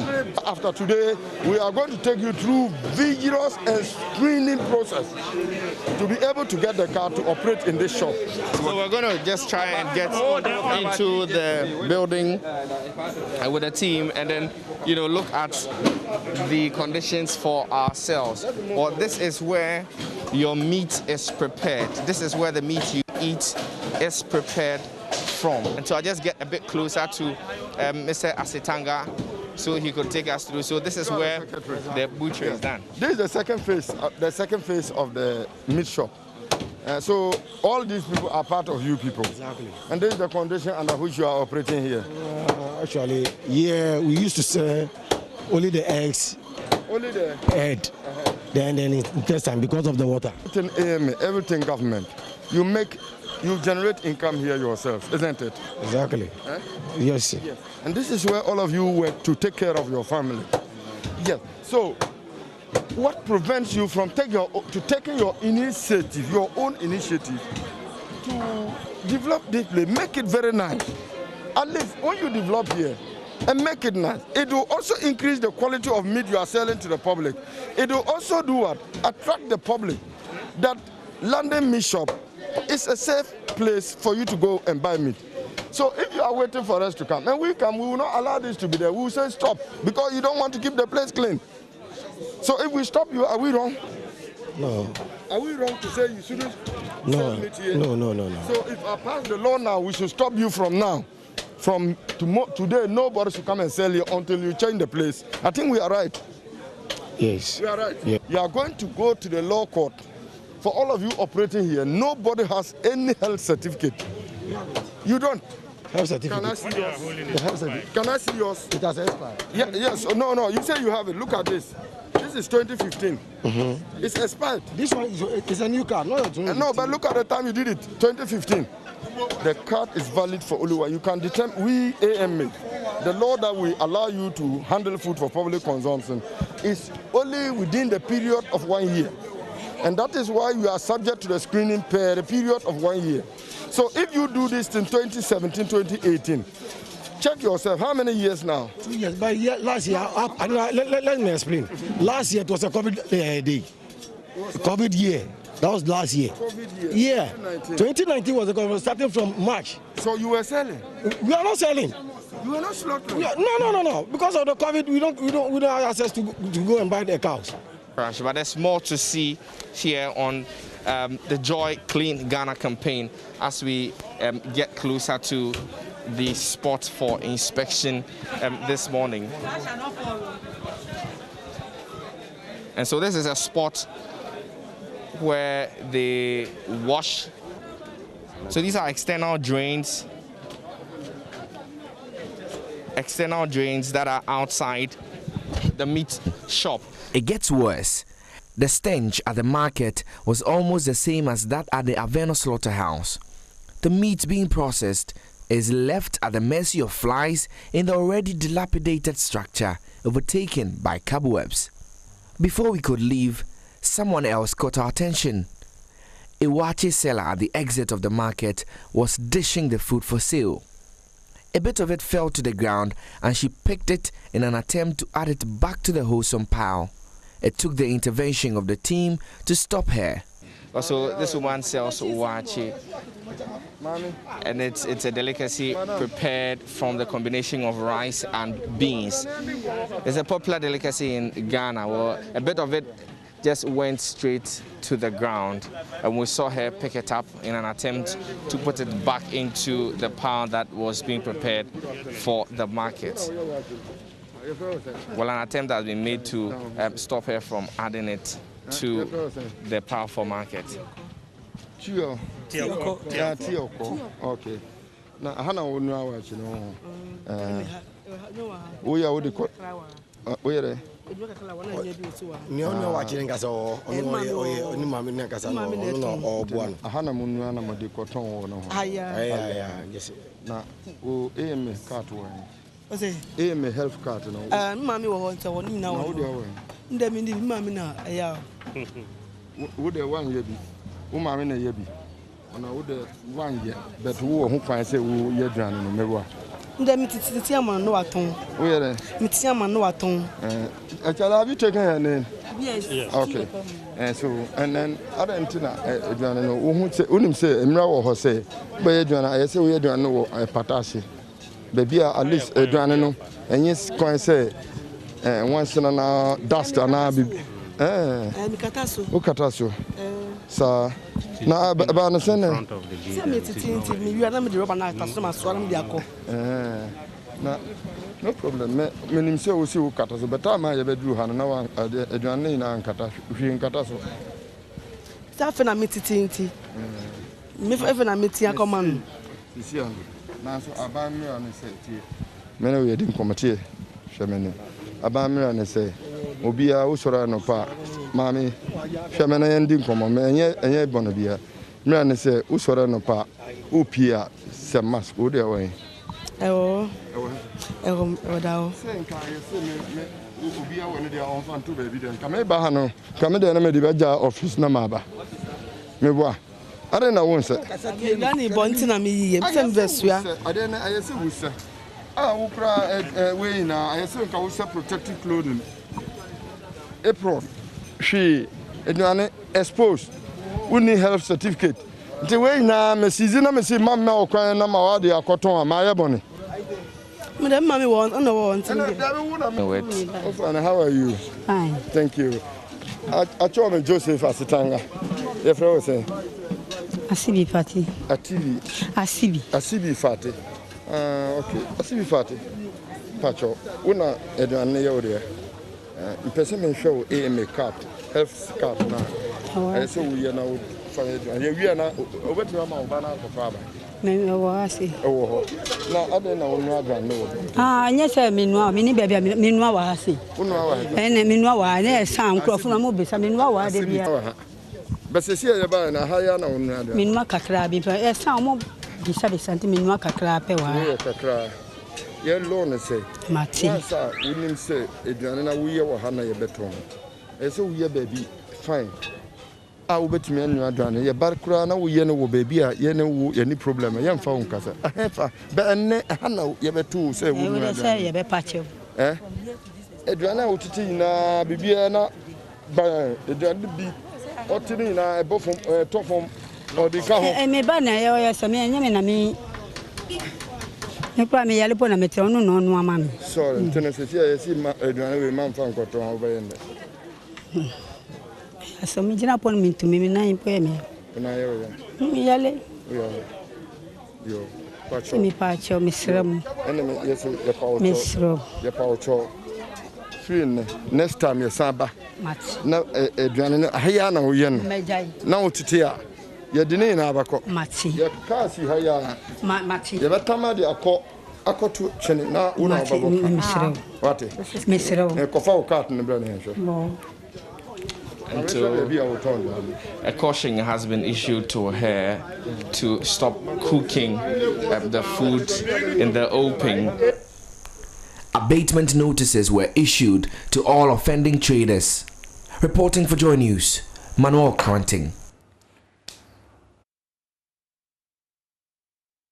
Are you still thinking about the food that you buy from outside?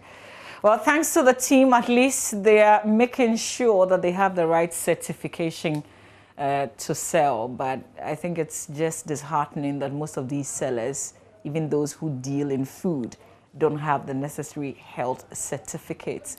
So we're not sure under what conditions they prepare their meals. But the team goes out every now and then. At least they are doing the checking. We can't be everywhere. So thanks to the AMA team and, of course, our guys here as well, Manuel Cranting and the camera technician that went around with the team. There will be more in the Joy Clean Ghana campaign in the coming days.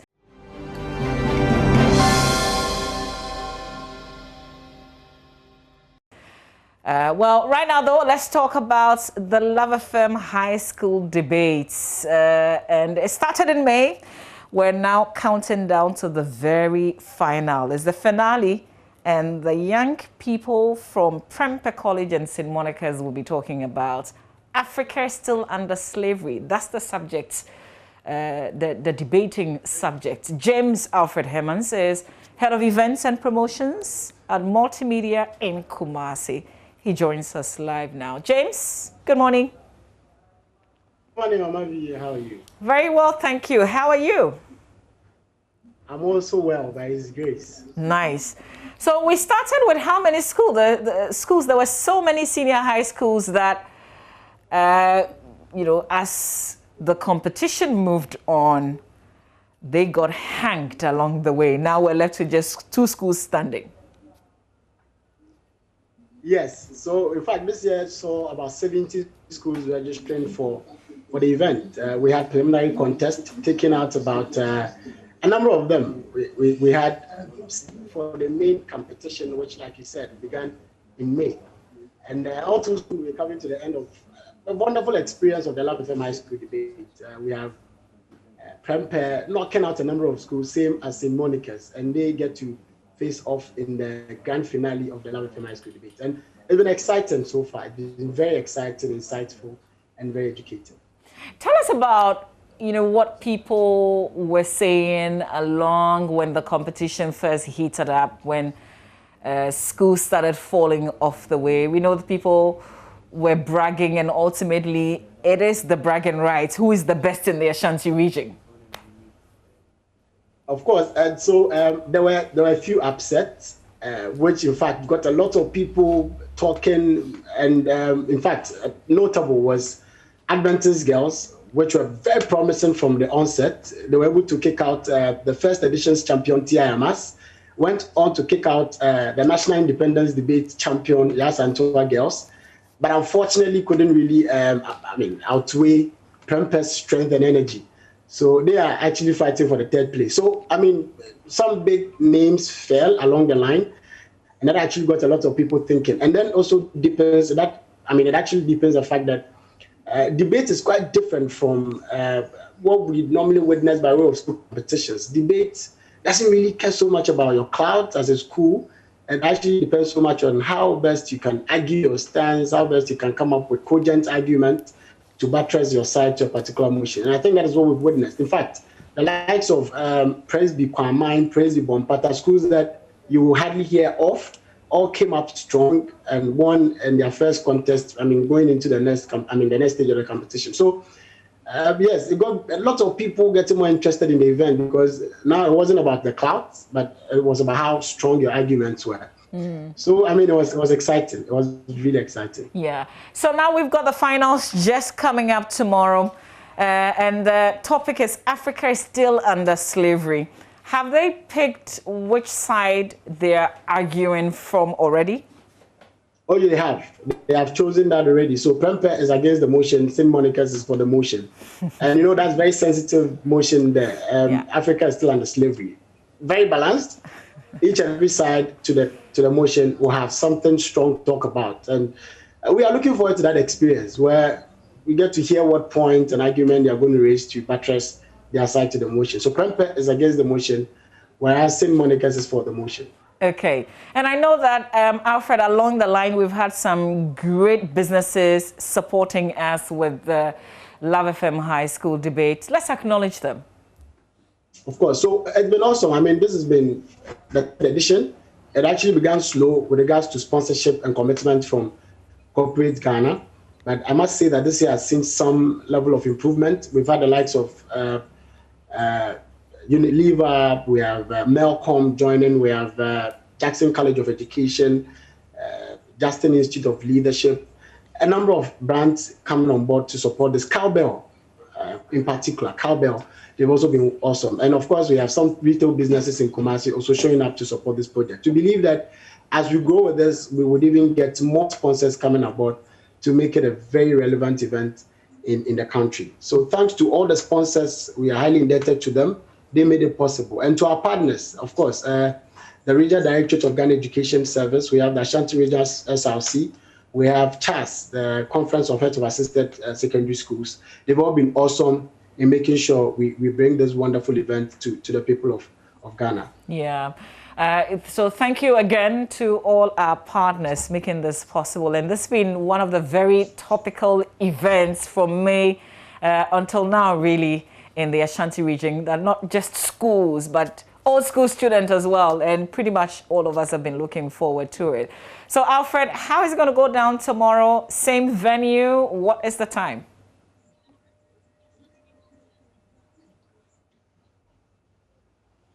Hello, Mami. Yes, Alfred, I'm asking what time the competition would start tomorrow and whether or not we're maintaining the same venue. Yeah, so we are the same venue. Time is 1 p.m. Thankfully, we had the semis live on TV, Joy Prime, Joy Learning. It is the same for the finals as well. And I mean, we are all prepping up. We are bracing up for the experience. In fact, the energies are up high here. Yesterday, we held an interview with the debaters from both schools, and it was awesome. The energies are high. I mean, they are all poised for action. So same time, 1 p.m. We'll be live on Joy Prime, live on Joy Learning, live on radio in Kumasi, and of course on our various apps on Major Online, we'll be live. So you can access us wherever you find yourself. So you'll be part of the experience. Okay, so what's the winning school taking away? Okay, so I mean, interestingly, this year we've had some fantastic prizes coming aboard. We have the ultimate being a Dubai trip for the winners. So the debaters plus their trainer will have a week all expense paid trip to Dubai. We have lots and lots of prizes that we're giving winners, including TV sets. We're giving them laptops. We're giving them scholarships locally. In Christian Service University College, we have scholarships in Jackson College of Education, among others. But like I said, the ultimate, prize is that we have the winner and their trainer going for an all expense paid trip, a 1 week trip to Dubai. Nice, nice, nice. I love that. But I guess for the old student, it's the bragging rights, knowing that, well, Prempeh College or St. Monica's is the best debating school in the whole of the Ashanti region. That's what we're waiting for. So who are you rooting for, Alfred? That would be difficult to do. That would be too difficult for me to do. Rooting for all the schools. I wish the better side win. Okay. Well, Alfred, 1 p.m. tomorrow is just around the corner, so we'll be waiting for that clash between Prempeh College and St. Monica's. Is the Love Firm High School debate that's coming to an end tomorrow, sadly, but it will be crowned with the winner. Alfred, thank you very much for joining me. Thank you, Mama V. God bless you. Enjoy the day. All right. James Alfred Hermans is head of events and promotions with Multimedia in Kumasi, talking to us about the Love Firm High School debate. So look out for it live on Facebook, live on Joy Prime, Joy Learning tomorrow 1 p.m. and certainly live on Love 99.5 FM in Kumasi. All right. We've got show business news coming up before we wrap up the show, so stay with us. You're still watching the AM show.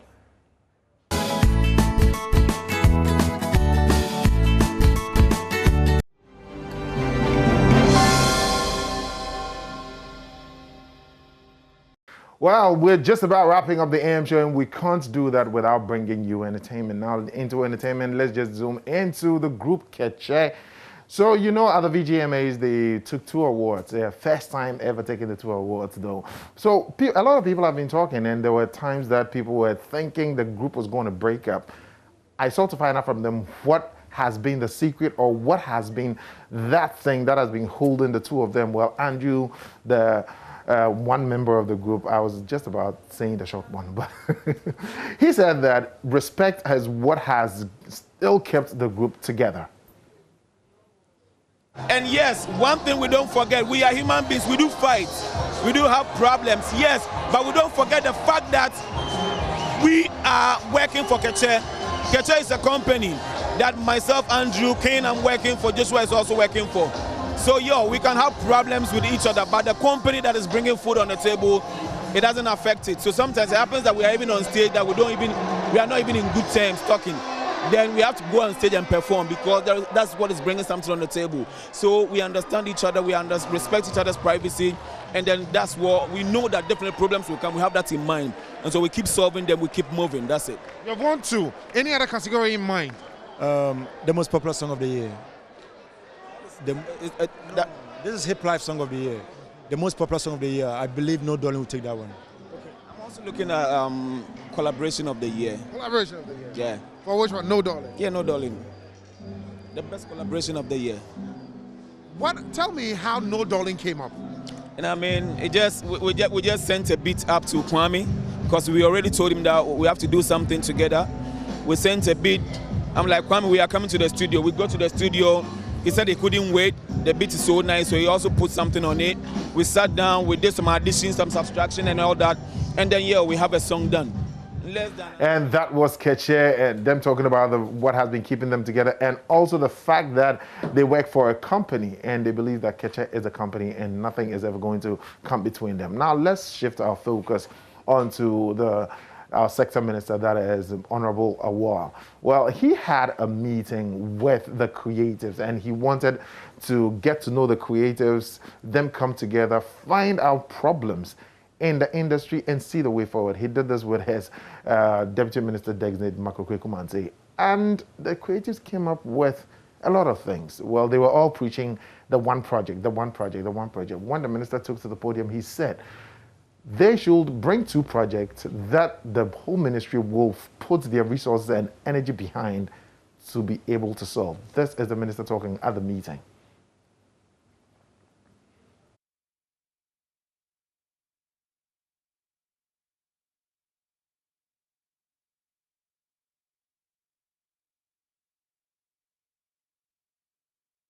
Okay, well, we'll bring you that later. Well, he told the creatives to bring up 2 projects, but the creatives, when I got to have that interaction with them, they gave other two projects. Well, they were all talking about funding and structures. I mean, basically, for me, across all angles, when it comes to showbiz, I feel like systems are very important. and systematically we are not there. So system-wise and then support-wise, basically money in the industry. I feel like when there's a system and there's the money to push, it's limitless. Like we can do amazing stuff. Two things. First will be structures. The next will be funding. Yeah, we need to build proper industry structures that works, and then we need proper funding. We need money. Yes, we need investment in the industry. Yeah. I think I was talking to Chairman Kwame earlier on, and I said one thing will be a policy that would ensure that when I am too old to hold a microphone, I'll be sure of food on the table. I'll be sure that my kids will be fine, just because their mother, once at a point, used to leave them to go sing, and they will not look back and say she didn't get anything out of it. And I think COVID was a proper wake-up call for us as singers, people in the creative industry, when nothing was happening, and if some royalties were not being paid, if some digitized works were not coming in, people would have really struggled. Because I'm a nurse, and at a point I had to choose between staying home with the kids and going to work. But then maybe I was able to take out some time from work because some systems were working. So first things first, let's make systems work. So you will go with a one thing agenda? No. So the two things. I'm saying this for systems that will work, policies that will make us be able to look back later on in life and not regret doing this. And then also make life easy for us to be able to have the willingness to invest. Yes, with money, I believe when you have a good, body together, we can create like good structures. I get what I'm saying. So what I was just trying to let everybody understand was that we can sit here, yes. James Gardner would come and complain, John will come and say his problem, Adam will come and say his, I will come and say mine, and the minister will be confused. So if we have money available, that is where we can decide on one thing to do to push this industry forward. And I believe that is the right thing for us to be doing, because it's like we don't have an agenda anytime we have meetings. And I think we should have an agenda for us to push certain things that are important in life. For instance, I am working, and if I get money and I know I have to save it, I would save it because I know I'm saving it for a rainy day, but if I don't plan like that and I spend what I have today, tomorrow I'll be found wanting. You get me? So basically I believe that's how we need to have convos with, people like, our honorable minister when we have time to talk to them, because they don't have time. They have a whole lot of things they're thinking about, and they just took a little of their time to come and talk to us like this, and we put a whole lot of problem on them. It's going to be a years to come problem. It's not going to be solved now. So I believe that one thing and that money aspect, and him as an honorable minister said, yes, we can make that available. I see him positive. I see him to be a Shatter Movement fan. I'm suspecting that guy.